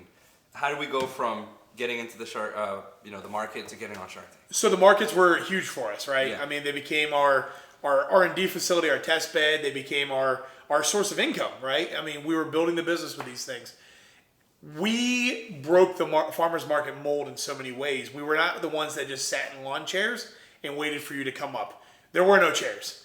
We stood at the tables. We had cowbells. We did everything we could to make it a party, to make us noticed. And we would artificially create lines. So, which was a big deal. Kind of like what Supreme does with clothing. Okay. We would have dog bowls on both sides of our tent full of dog treats and genius. water. What happened was the dog owners would come over the dogs. We'd be just talking to them, no pressure, right? We're not trying to sell them anything. But it would make the tent look busy. Yeah. Right? And then we'd have stamps for kids. So if we saw a group of kids come by, like little kids with their parents, we'd stop, "You guys want stamps?" Yeah. It made the tent look busy. We had all kinds of stuff like that to make the tent look busy. What would happen is we'd artificially create these lines, and we were the only ones to do it. So our line for our tents were blocking the other tents because they were, 20 people deep. Then we'd hand out samples to everybody in line. You had to be in line to get a sample. No bum rushing. You had to be organized. So it created a bigger line because we wanted to try the free samples. And then everybody knows what the hell is going on here. Well, what's up with the hummus guys? Yeah. So we created this like movement, if you will. That's the word I have for it. And a new way of doing farmers markets. And our fellow farmers market friends were pissed. They hated us. Yeah. Because we were loud. We had cowbells and stuff. Anything we could do to draw attention. So we became known as like the fun tent. And then when people would talk to us, and we were always doing something fun, we had music going, they'd be like, "You guys need to go on Shark Tank." We're like, "Yeah, okay." You know what I mean? Like, I sell hummus at a farmer's market. Mm-hmm. So we're in the incubator, right? I'm in the incubator as this is all going on. A bunch of us meet at Universal Studios City Walk one night to get dinner. Monday night, I'm sitting there, we're eating food, and my friend Caroline's like, "Shark Tank's in town, everyone." And I'm like, "Whoa, in Orlando?" And she goes, "Well, no, Miami." And I said, "Okay, that's not town, but I get what you're saying."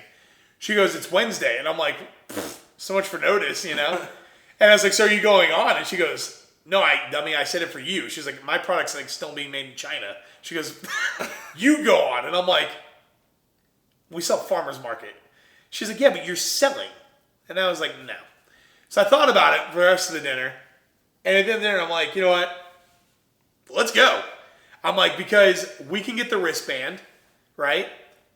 And I'll tease that to my 700 fans, right, that we have built from the farmers markets. Yeah. And I was like, let's do it. Like, why not? Like, we had nothing else going on. Like, we'll skip class, whatever. They'll understand.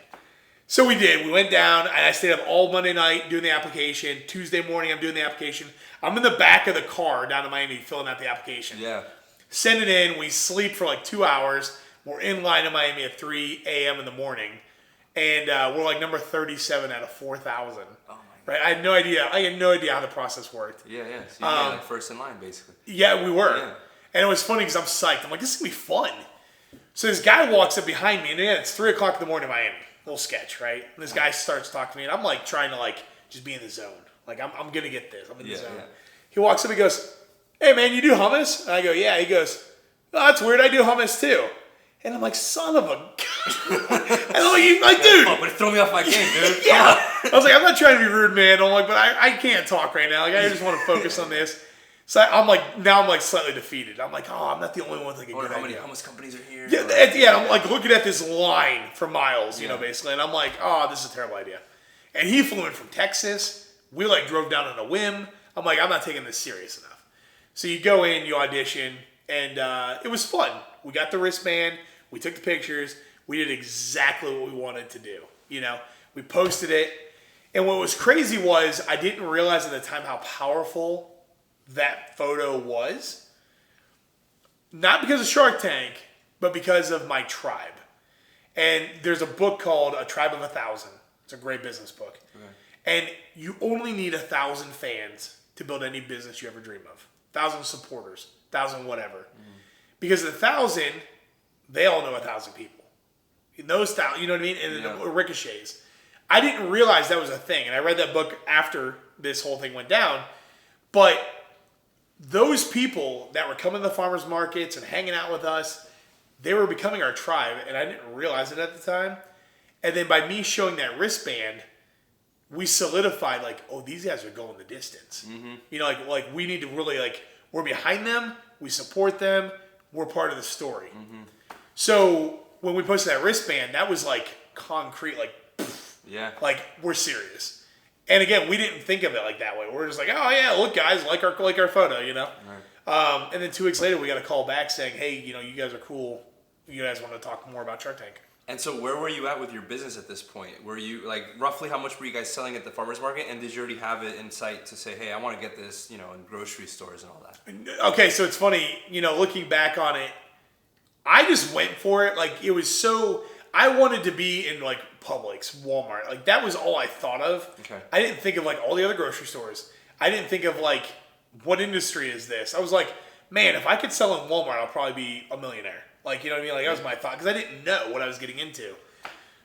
So, when we auditioned for Shark Tank, I mean, we had probably $75,000 in sales, which is crazy for farmers markets, right? Yeah. Let's be honest. But again, we weren't trying to, like, make that the business. That was supposed to be, like, our testing center. You know what I mean? Yeah. New flavors, packaging. Again, pay the bills. Just to gauge where you guys were at. Right, pay the bills so I didn't have to, like, work my regular job. Yeah. And that was it, you know. So like when we auditioned for Shark Tank, we maybe were like 50,000, and then ultimately when we like went to film, we were like $75,000 in revenue, which was, you know, we auditioned in January, we filmed in June, you know. So like there was like that. Oh, that's pretty quick. Yeah, it was. You have nuts. This 6-month timeline of getting shit done in your life that like it's Jesse's 6 months are dangerous. Watch out, man. I you know, and I've optimized it, which is terrifying. You know, of how much faster I can make that now. Yeah, so that's very cool. And so, but mindset wise, like you didn't see like, okay, grocery chains. You kind of just had this distant dream of like, oh, I want to get into Publix, but it wasn't really. You know, again, I didn't even know how grocery worked at the time, like how CPG brands work, consumer packaged goods brands. My thought was, well, if you get into Publix, you must make millions of dollars, right? Yes and no, you know, is what I learned later on. But yeah, my target was just like, let's get into a grocery store and see what happens. I didn't really care if it was Whole Foods, you know, who we were calling on. Like, we auditioned in January for Shark Tank, and we didn't, while we were going through the Shark Tank process, that's another whole story. We were literally walking into every Whole Foods we could find going, hi, would you like to buy this product? And then going into Publix doing the same thing. Yeah. And Publix was like, that's not how this works. Yeah. Whole Foods was like, kind of how it works, but it was changing. Okay. So like Publix 10 years ago, that would have worked. But they had a whole new process. So we're running Shark Tank, trying to get that. We're in the farmers markets, and we're trying to like, we're ready for grocery store. Let's go. You know what I mean? And that was kind of that phase, which is... Again, we were just trying to get in them. We weren't really sure what was going to happen. Okay. Which was probably not the greatest idea. I don't know. I feel like that's been good for you. I feel like that's worked out for you. Yeah. Looking back, I'm very glad I was naive to everything that was coming down the pipeline. Because, I mean, we we got put through the ringer a few times.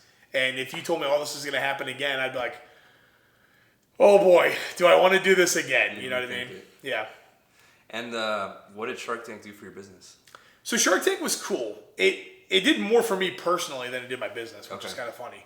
The experience was sick. It's a real meeting that they just film.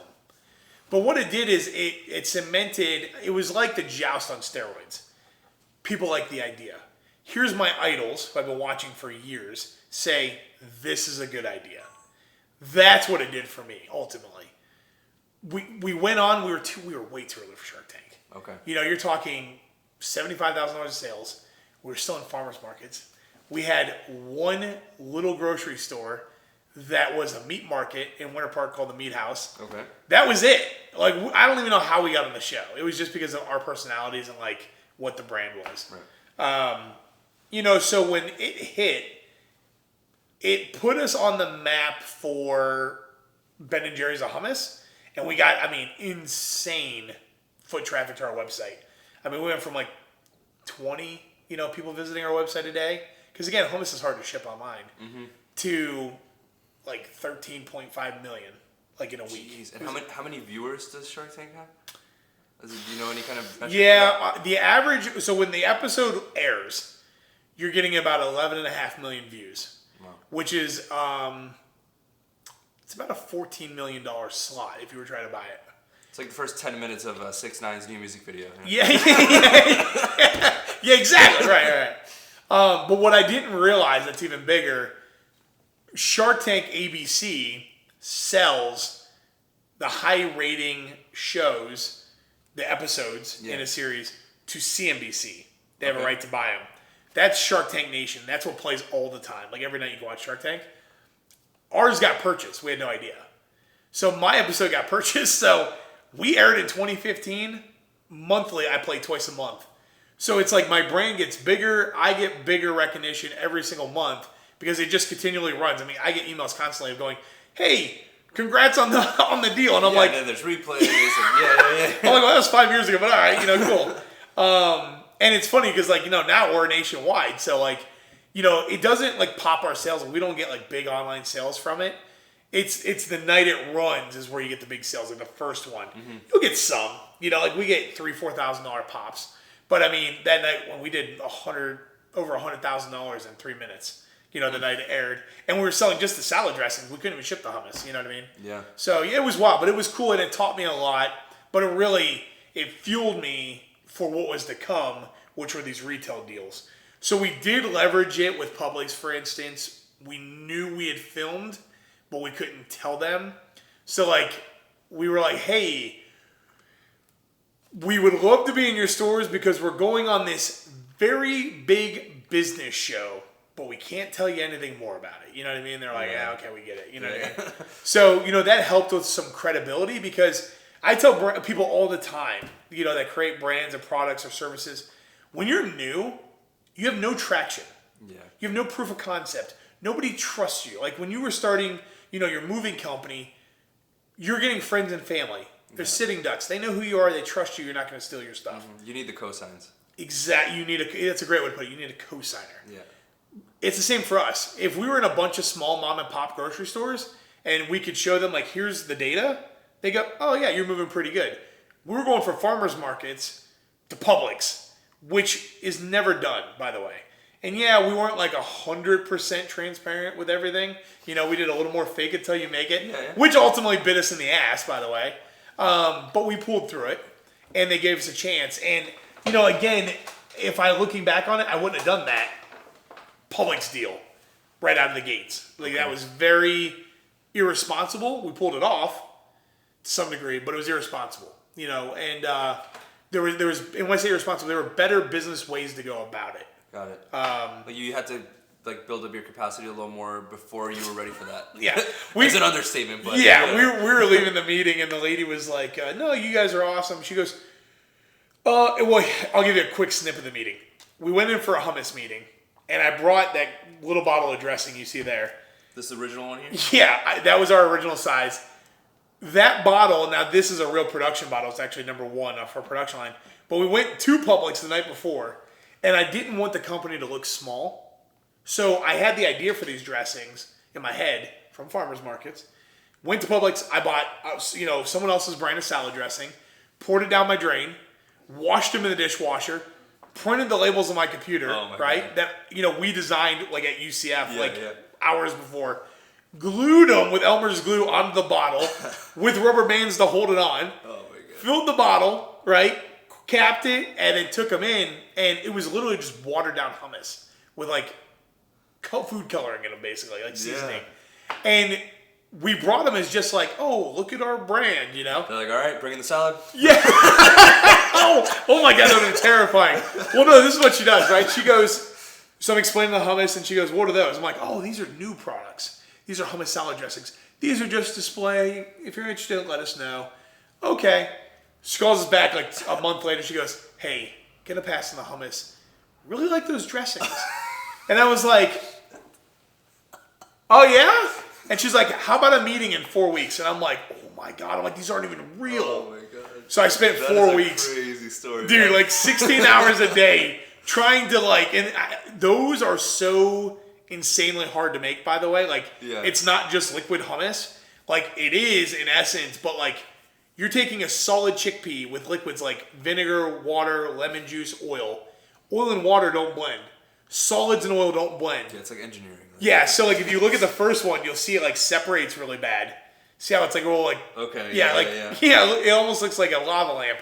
The next one isn't at all like that. You know what I mean? Yeah. So the roasted red pepper. The amount of food science that went on behind this thing that I had no idea what I was doing. So we get there, we have the meeting, and then she says yes. We leave that meeting. She goes, can you fill 1,000 stores by this date? And I go, yeah. We had no manufacturing, and I had to deliver it in 2 months. And I was like, well, got to figure this out. My drive home from Lakeland that day was the longest hour and 10-minute car ride of my life. God, I bet. And knowing there's not much you could do immediately, right? It's and everything in our space is hurry up and wait. Yeah, everything. Yeah. Manufacturing, you name it. So, insane.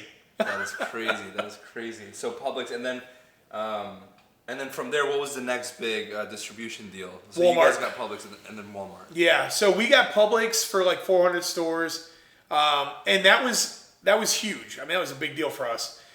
In the end, so I said 400. She said 1,000. It didn't go over well. We got reduced down to 400 because we missed deadlines. Whole Foods was good. We picked up Whole Foods, but we spent a whole year trying to get Whole Foods. They wouldn't give us a yes until Publix said yes. So we used them for leverage. So we got the whole state of Florida for Whole Foods, which was 35 stores. And then the following year was crazy. A lot of ups and downs, a lot of just catching up. We grew too fast. Mm-hmm. Then in late 2016, early 2017-ish, I was actually on Facebook, right, in one of my little groups, my business groups. We're in this group called Shark Tank Pals. And it's for, you have to be on Shark Tank to get in it. It's a private thing only. And the directors handle it, so whatever. It's a cool little group of everyone that's ever been on Shark Tank is in this group. Yeah, that's cool. And someone posts hey, Walmart's having a Made in America contest. You should, everyone should apply that's eligible for it. Products have been made in America, blah, blah, blah. So I applied for it again, why not, filled out my application, and for hummus, by the way. Not for the dressing. Not for the dressing. Okay. And I get a yes. And again, they only picked 850 people out of hundreds of thousands of applications. And I didn't realize the magnitude. I really didn't read it that well. I just said, oh yeah, you come out to Bentonville, you pitch. I'm like, oh, that sounds cool. Might be our chance. So when I got the yes, I went back through it. I'm like, oh my God, this was a big deal. And then I really panic started setting because I'm like, it hit me. I'm like, dude, this is the account you wanted. This is your goal. When you were asking earlier about where do you see it, I'm like, but you're here already. This is a little scary. I feel like you skipped some steps. Yeah. Which we did. You know what I mean? Because normally, we're a natural food product. That's the category we're in. So normally the way that works is you start with Whole Foods and health food stores, and then Publix and Target, and then you go to Walmart because it's so big, right? Mm-hmm. No, we just, again, Publix, we're a glutton for punishment. We went right for the biggest retailer on earth, And we had it was crazy. We had a great time out there, and ultimately got a yes for the salad dressings. Awesome. Jesse, and so where would you say, O'dang is today, I guess distribution-wise? Just kind of give us a picture of where it's at today and what are your plans for it and where do you see it going? Yeah, so it's crazy. I mean, we've had tremendous growth, over the last 2 years especially. We ended up making a deal with Walmart, which was incredible because that took us nationwide. That was like a crowning jewel for us as a brand. Like, oh my God, we're sold in coast to coast. And then it was a vendetta to be all 50 states, right? Because we were in every state, in essence, with Walmart. So we worked on that. So, 2018, we closed that out with, I think, 3,800 stores, which is wild. Wow. Yeah, so we went from 600 stores to 3,800 in 1 year. Wow. Then last year we closed out 2019 with 8,500. And now we're at 11,000-ish. And, hopefully by the end of this year, we'll be in the 15, 16,000 store, deal. And we've shipped international, in the last 12 months, so we're in a lot of the South American markets. Really? The islands. Yeah, it's kind of crazy, Wow. Seeing that, which is wild. I mean, that was a learning experience. We're hoping for Canada. I mean, that's always been a bucket list item. And now, it's crazy because we fought so hard to get our foot in the door. Now it's time that we're in these doors, we're in these stores, we're in pretty much all the big guys, across the country. It's innovation time. So, this is where I personally think I love and I'm good at, and that's innovating. So, I have a little more time. I'm not pouring water and product, shaking it up and walking into meetings. So now we're creating, all kinds of new products and new food innovations that will hopefully continue to grow the brand. And then, who knows what happens next. We could have it forever. We could be acquired by one of the big guys. We could be acquired by, private equity. We could partner with people. You know what I mean? So skies are kind of the limits. And it's getting fun, at this point in time, for sure. So we'll see. What an amazing story, man. Thanks, dude. Congratulations. I mean, this is huge. Yeah, I especially appreciate seeing it so close to home. It's wild. So let's look at some takeaways of your career. I want to bring up the nature versus nurture thing. So Okay. How much do you think, I guess the first question is, what attributes about yourself, being the self-aware person that you are, do you think have attributed to your success? I maybe worded that weird, but... No. Okay, so a lot, right? And I guess more so to, thinking about the audience here is what can... Something that you could say that maybe somebody would realize, hey, I have that natural inclination to be like that, or kind of the natural things that come natural to you. young. You've channeled to, yeah. Okay, okay. So when I was young, going back to when I was a kid, right? Yeah. I didn't wait for people. I was a go-getter. If I wanted something, I made it happen for the most part. You know what I mean? Now, granted, I was still a kid, but I learned that early on. Maybe that was part of my nature, but my dad, my grandpa, my parents, my mom, my stepmom, they were hard workers. They didn't wait for, things to happen. They didn't blame anybody for bad breaks or whatever or anything. My dad talks all the time about how poor he grew up, and how he, his neighbor kid got a bike and he didn't for Christmas and that shit, he went and saved money and bought his own bike, those stories, just embedded in me, and I was well, I'm the same way. I'm like my dad, and I watched my stepmom build that business in our living room, and I was again, she didn't wait for a job. She just went out and bought shit and got it done, So that to me, when I see people, I can tell right away they either got a long road of learning entrepreneurship or they're ready to go. And a lot of it comes to, hey, I want to start a business. Okay, what do you have for an idea? I don't know. Whereas you see other people come in, hey, I've got an idea for a business. It probably sounds dumb, but I'm thinking this and maybe this, but what are your thoughts? They're already putting in the effort. No one's going to hand you a successful business. Mm-hmm. No one's going to hand you an idea. You know what I mean? You have to bring those to the table. You don't have to be good at them. Mm-hmm. You don't have to know what you're doing, but no one's going to hand you shit. And then furthermore, if somebody were to hand you a business idea, and I tell people this all the time when they ask me about patents, should I patent this idea? Probably. Do you have the money for a patent? Probably not. And then they go, well, I want to tell you about it, but I'm afraid you're going to run away with it. Yeah, I want you to sign an NDA. Yeah. And I go, I respect that, but I go, here's the thing. I'm going to tell you my next 3 ideas right now. Good luck. I was like, if I see you in the marketplace, I'll shake your hand.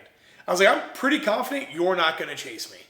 And you got to have that faith that, you want to patent something, you got to share it with people you're close to and you trust. And even still, and give it Gary, I think Gary Vee talks about this to some degree. He can sit there and tell you his next moves for 10 years. 98% of the people are going to do nothing with it. Yeah.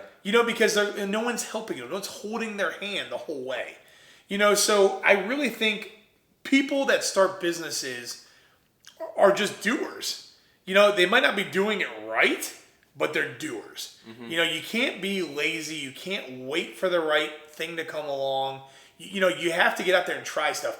All of my failures led me to O'dang. If you really look back, every failure led me to where I was able to come up with this idea. And who knows, to be like, what this is going to open up a door for. So I think that's a big trait that I recognized early on, is if you just do stuff, good things will happen. If you sit on your couch and you wait, you're going to get passed up. Saying yes to a lot of opportunities, that's another thing that goes along with that whole doing situation. You never know who you're going to meet, where you're going to end up, what you're going to think of, etc. And I think part of what holds people back, and I could say for myself too, is fear. Just like that fear of rejection, which, funny enough, is also a big motivator. But yeah. How would you tell somebody to get past that fear, try to develop the mindset of like not caring what other people think, about saying what you said, like maybe potentially a dumb idea or whatever, but at least getting it out and getting it through, puts it out into the world and gets you going, gets the wheels turning. There's a teacher I had in like junior high. Again, it's weird things, like a lot of things burn in my memory, like really random things. Yeah. But I remember like, in school you're so afraid to ask a question because you're like, oh, it's going to be a dumb question. And that exact fear. fear. I mean, it's prevalent in all of us. That's a great example. But I remember, and it was like math class, and I sucked at math. Money, great. Actual math, not great. So I remember like going, oh God, and I sucked at math because I was so afraid to ask questions about math. So I remember like literally going like, listen, everyone here probably knows this question. I'm sorry, but like, I'm just not getting this. This is going to be a stupid question. What is this? And he was like, the only dumb question you don't know is the one you didn't ask. Right? And I was like, or he's like, the only dumb question there is the one you didn't ask. And I was like, huh. He goes, do you know that answer? And I go, well, no, that's why I asked it. And he goes, okay, so is it dumb? And he literally scolded me in front of the class for this. Which you think I would have been embarrassed for that. But he like shook me on that one, And I was like, yeah, I guess he's right. Like if I don't know it, that's kind of dumb. Mm-hmm. Not asking the dumb question, right? Yeah. Because again, like here I am now going through this question. They might get it, but I don't.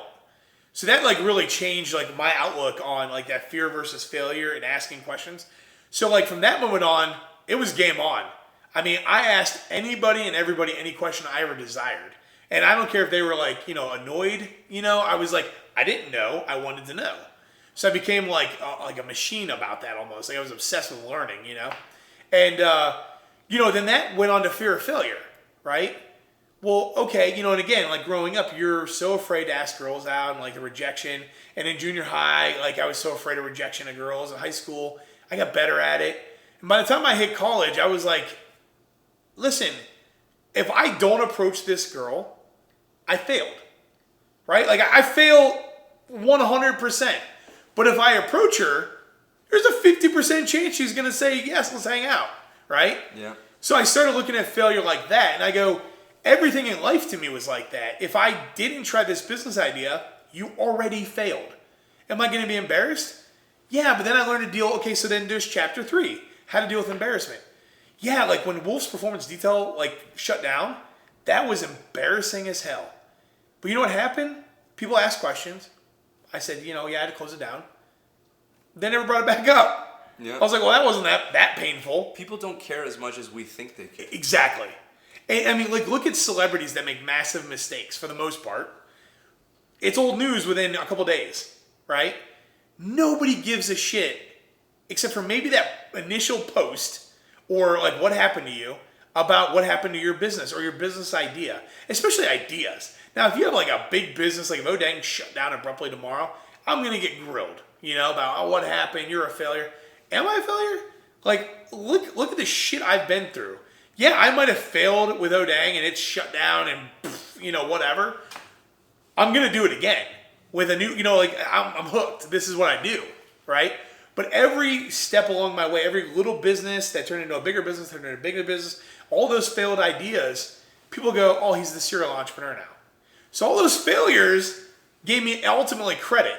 You know what I mean? Yeah. It made me who I am. So that's what people have to realize. A, your friends, families, opinions, if you have a failure in life and those friends tear you down, those are not your friends. Bye-bye. That's right. All that's doing is thinning the herd. You know what I mean? And it's crazy. When I started O'dang, I got so much flack about it. Like, oh, here's another dumb idea. Here's one of your 3,000 ideas. But I knew what I was doing, but I let that get in my head for a second. I go, they're right. I'm just this guy that comes up with stupid-ass ideas.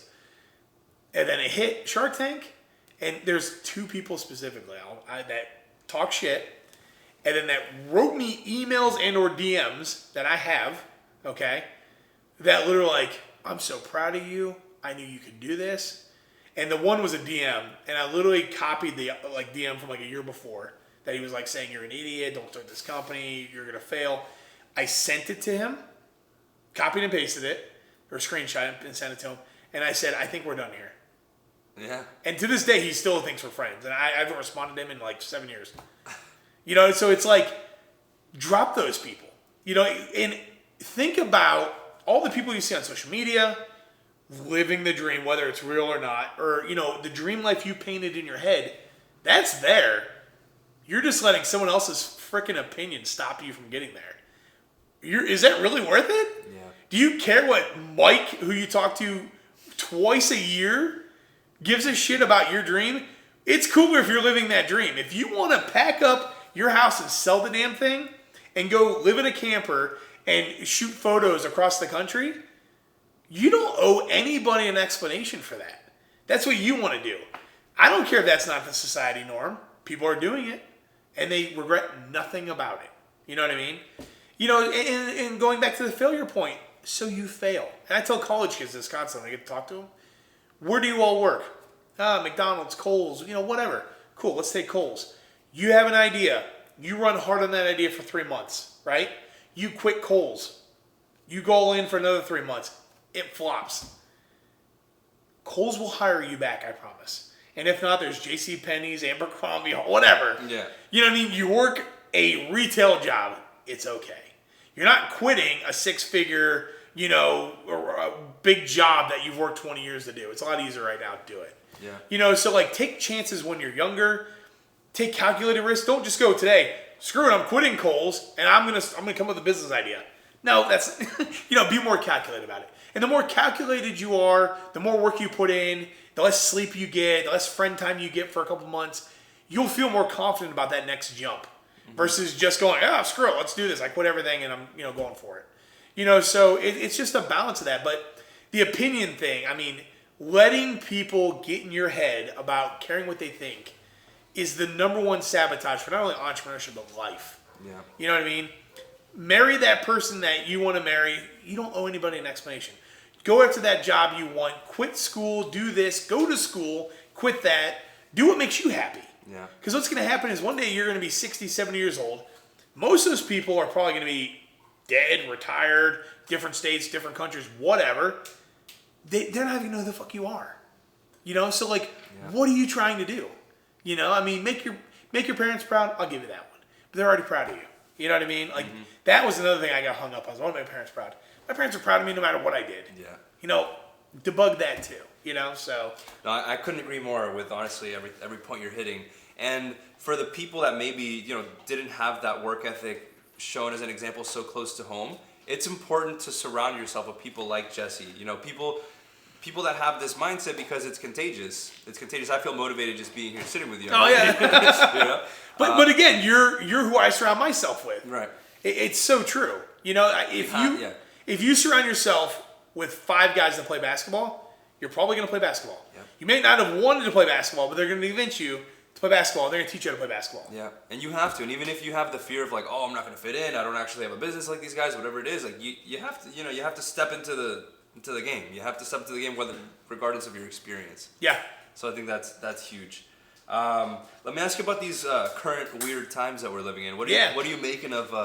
And to wrap up here, I don't want to take up too much of your time. No, you're fine, man. But what are you making of COVID? What like how have you reacted to it, and just general thoughts on what's going on? Yeah, well, you're definitely not killing my time. I'm fearful we're gonna have a 2-hour, show. Poor viewers, sorry guys. COVID's wild, right? One of my favorite things to do, and I've been like this since I was like a teen, which is weird.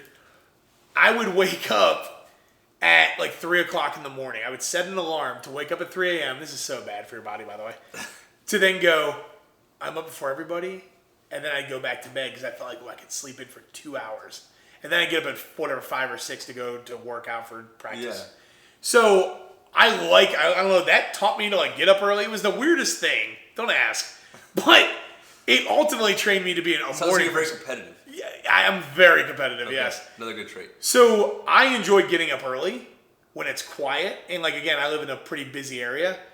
I like to not hear a car pass. I like to not hear people walk by because I go, I'm up before everybody and I'm sending emails and answering replies before everybody. And really, as I got older, I'm like, the reason I like that is because it's my quiet time. It allows me to really think and just start my day. And I really feel like I get a good slingshot into my day.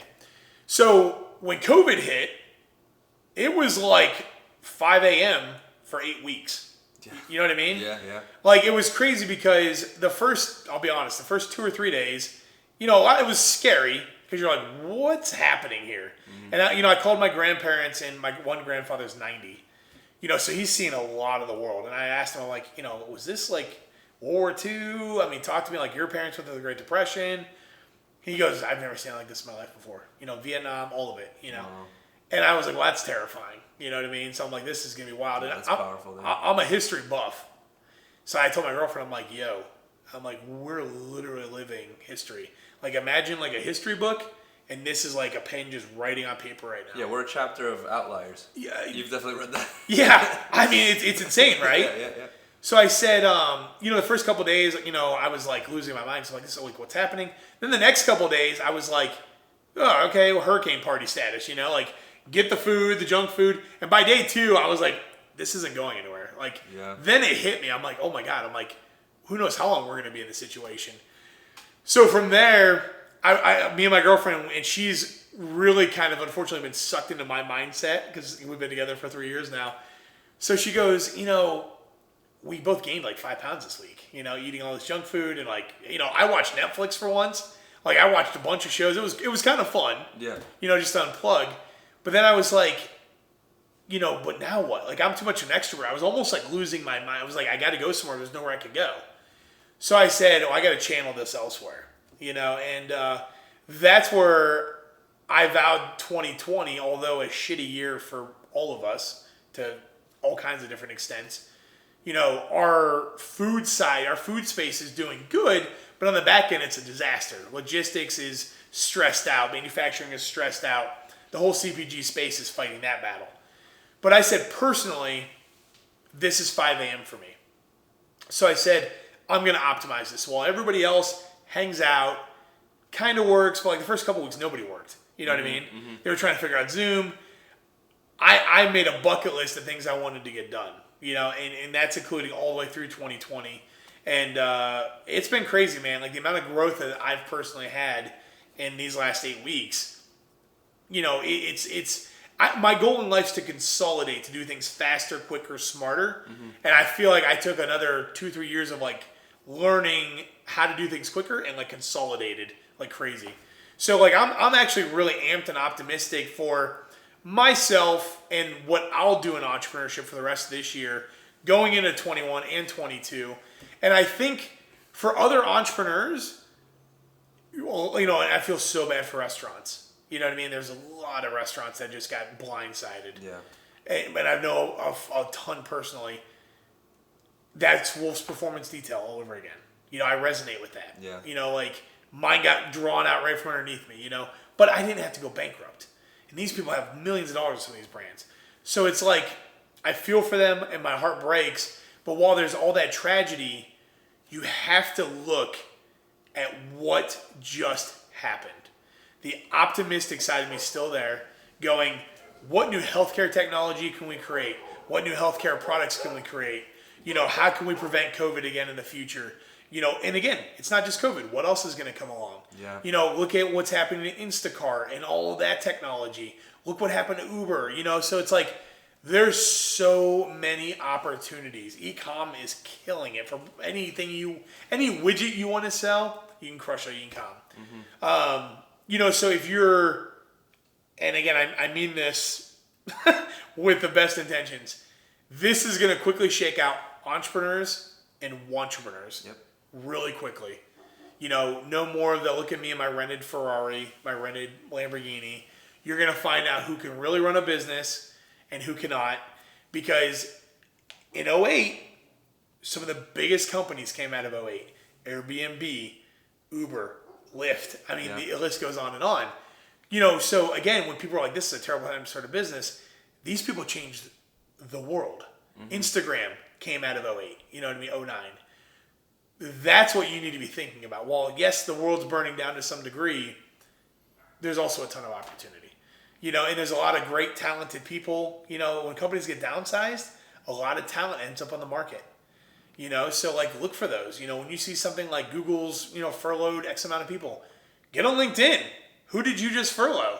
Is it a coder and I want to start an app? Well, team up with that coder, man. Like, let's go. You know what I mean? And that works for every industry across the country. If you're into real estate, buddy, now's the time to be figuring out real estate, So to me, it's tragic, and it sucks. And I resonate really hard. And even, I'm watching people lose their businesses, which there's a lot of anger in me in that, that we're here. But then I try to focus all that energy on, well, what can I do to change? What can we control, yeah. Yes, exactly. Focus on what you can control. You can't take back COVID. Focus on what you can control. That's a great point. And just to pick your brain a little bit, for anybody that may have lost their job, or maybe they were starting their business, and that particular business, like a restaurant, or unfortunately anything in health and beauty, well, not so much health but beauty.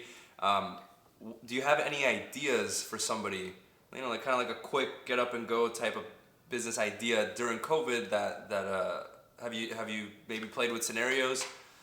Oh yeah, you know what? So hold on. I'll show you. Yeah. Okay. This is a great example. There we go. So, all right, let's talk about this, right? Let's say you lost your job. And actually, I'll tell you another quick story after this. These are masks that my grandmother sewed for me. Beautiful. This is what I'm talking about, right? So, you don't know how to sew, right? I don't know how to sew. But my grandma made me 20 of these masks. If you need to pay your bills, right, and you don't have a job, look around you. People need masks. I didn't make these to sell these. I made these as, I want to give my friends and family. But there's a bunch of people on Craigslist, Facebook Marketplace selling masks. There was a guy on my workout this morning that I was doing. He had a table in front of his car right here in Baldwin selling handmade bread in loaves. So I bought one. And not because honestly I don't need the carbs, but I was like, yo, I get it. You know what I mean? Like, he could be crying, trying to hit the unemployment line. That's obviously failed the entire state of Florida, for instance, which again, apply. But don't wait for your unemployment check. Yeah. Get an income. You know what I mean? Of some sort. And bitch about it. Yeah. You know what I mean? So, that's where, there's so many people that get hung up on, well, I'm waiting for my unemployment check. That's scary. You know how many other people are waiting for an unemployment check? 6 million people, or whatever the number is. Yeah. But here's this guy selling bread. Here's people on Marketplace selling face masks and stuff. And again, this isn't rocket science. Yeah. So think about the jobs that you could go do right now. Landscape. So while there are people who lost their jobs, other people have great jobs and have worked insane hours. So they're flush with cash. Clean their cars. Services. Good time to turn to services. Services, house cleaning. You name it. This is where you look around, and again, people think they need to be the next Steve Jobs, the next Zuckerberg. Dude, you could sell face masks. Yeah. And make thousands of dollars. You know what I mean? That'll pay your rent, get you there.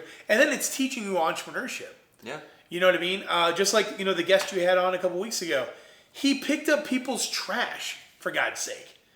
There's nothing revolutionary about that, but it made him a millionaire. Mm-hmm. Like, that's what people get in the head. I sell hummus.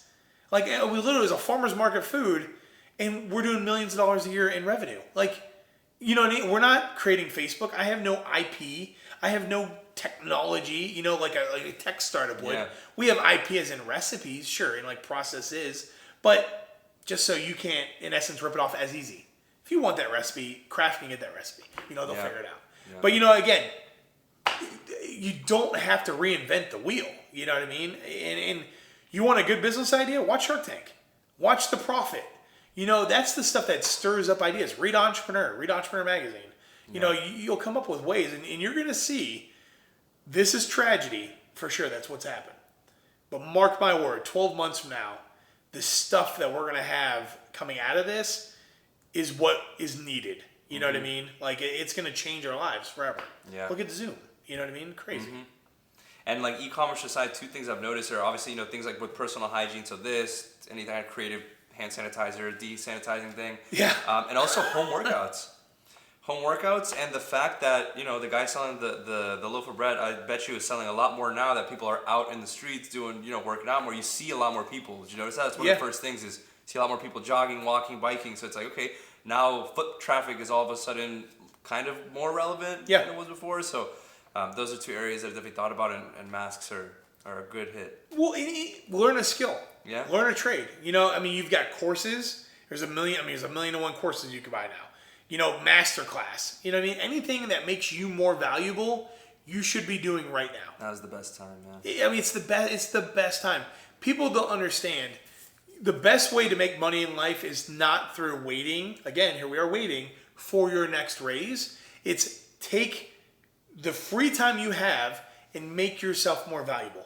Whether that's if you work a 9 to 5 at a corporate office, fantastic. Learn a new skill that makes you more valuable at that job. Mm-hmm. You get promotions, not raises, right? Entrepreneurship. Learn a new skill, you start a business. Don't wait. Don't wait for an unemployment check. Don't wait for your parents to bail you out. Don't wait for your raise. Take the bull by the horns, And that's just been my whole motto, in life. I'm not waiting for anybody. Perfectly put, man. Perfectly put. And so, to wrap up, let me ask you a question here. You're going to have to dig deep here. Okay, I like this. So, you may have heard this question in the past, but here we go. So, let's say your businesses, everything that you've created is falling off the face of the earth. All of a sudden, there's no track record of the boat detailing company, O'dang Hummus, nothing like that. Everything you've written is gone. Every video you've ever put out is gone. Every long Facebook passage that you've put out is gone. What are 3 things that you would leave behind if you had to write them on an index note? 3 things for essentially your legacy to be. What would you want the world to know are 3 truths about entrepreneurship, success, whatever comes to mind? Well, what a good question. That's wild.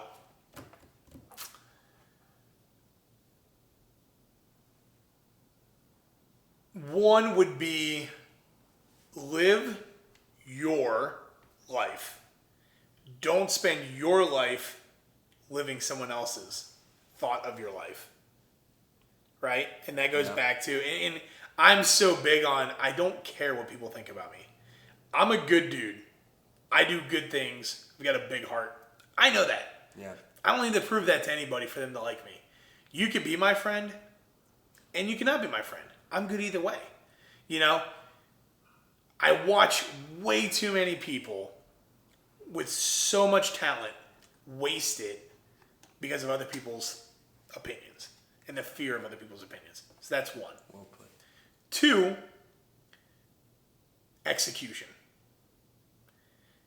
Execution will take you further in life, whether you know what you're doing or you don't, than anything else I've ever stumbled across, right? And along with that, execution and consistency. So while you execute, you have to consistently execute, step by step. So build like a self-discipline for yourself. Yeah, and if you start something, stay with it until you could draw a line in the sand saying it's gone far enough. And I don't care, like, with weight loss, like I tell myself all the time, I'm trying to lose weight, to be healthier, to be around for everything that I want to enjoy, a longer life. My thing with weight loss, and again, it just hit me this year, it's the same as business. It's execution and it's consistency. Those two words is all you need. Get up every morning, go on your 2-mile walk, and you're doing it every morning. There's nothing to waver from. You know what I mean? If I do that and then I obviously eat better, I should be, and I have lost weight where I want to be by the end of the year. And mark my word, watch me. Because that, for whatever reason, just dawned on me. You know what I mean? And then the third one is, don't let life pass you by. So while you don't care what people think, which is fantastic, and rule number 1. 2 is when you want to get things done, that's how you get things done. But 3 is don't forget to live your life while you do the first 2. And what I mean by that is, and I got a love-hate relationship with somebody like Gary Vaynerchuk. And Gary Vaynerchuk has slowed his tone towards this topic, but he was, don't sleep, don't see your friends, don't see your family, all in, 10 years, spend your 20s, your 30s, then you'll be successful. Yes, there's some of that truth, and some of that is is just terrible. Yeah. You got to sleep. Yeah. You know what I mean? You got to have 6-7 hours of sleep every night. There's a lot of non-negotiables there. It is. Yeah. You got to eat right. You got to eat. Mm-hmm. You got to see your family. You got to see your friends. Now, the rule is, though, you're probably not going to see your friends as much. But blowing your friends off, not acceptable. How do I know that? I did that. You know what I mean? And I learned the hard way. I blew off good friends thinking I was doing the right thing. I missed weddings, of friends that got married because I was bogged down in business, and I didn't prioritize it. And those are regrets that I caught. Thankfully, it sucks, and I've apologized to those people numerous times at this point in time in my life. I feel horrible. But those are non-negotiables. Those people are your rocks. Your parents brought you into this world. They put up with your ass for 18 years at least, right? You take care of your parents. You're there for your parents. You're there for your grandparents. You're there for your family. You only get one time with them, right? One lifetime with them. So work hard, but it's about balance. You know what I mean? You gotta balance anything you do. School, it's so easy in college. You go off to college. My mom's annoying. I don't want to go home and see her. No, go home and see her. She wants to see you. She misses you. And, I'm 33.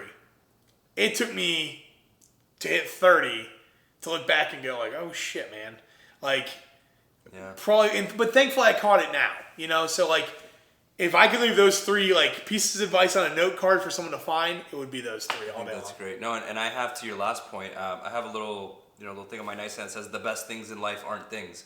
Yeah. It's just a daily reminder of the stuff that matters, the relationships with the people that you love, and those seemingly small things in life that as I get into my late 20s, I'm starting to also wake up and be like, no, listen, you need to go back and spend that quality time, and there's a lot of those things that I could resonate with what you just said. Memories. Yeah. That's the biggest thing, and it's crazy because one of the things that woke me up, I moved before I moved into this place 3 years ago, and I had a storage fire. Yeah, you did. Yeah, and all my stuff. Actually, you guys. Yeah, I know. I was saying you moved to the storage fire. I'm like, wait, that's sort of oh my God!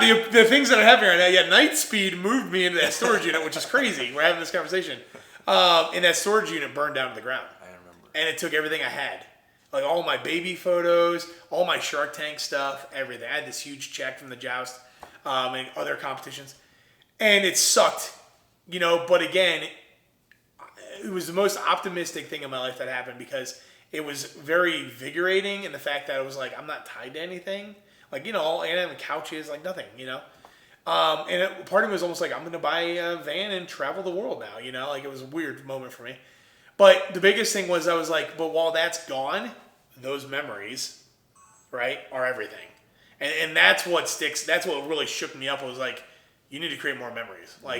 That's priority. And you can work hard, but you can do both, So, and thankfully, I'm not happy it happened, but I took the best out of a shitty situation. Yeah. Awesome, Jesse. Well, thank you for your time today, man. No problem, I know brother. people are going to pull a ton of nuggets out of this. And thank you guys so much for watching. I'll leave Jesse's info towards the end so you can link up with him. Jesse Wolfe all over the place. But yeah, thanks again, man. It was a Thanks pleasure. again, brother. Love it, man. Thank you for tuning in, guys. I really hope that this brought you some value. If you made it all the way to the end, congratulations. I really appreciate your time. And stay tuned, and I'll try to keep these interesting, and I will try to keep bringing in experts that can give you some nuggets that you can apply into your own life. So thanks, guys, and happy quarantine.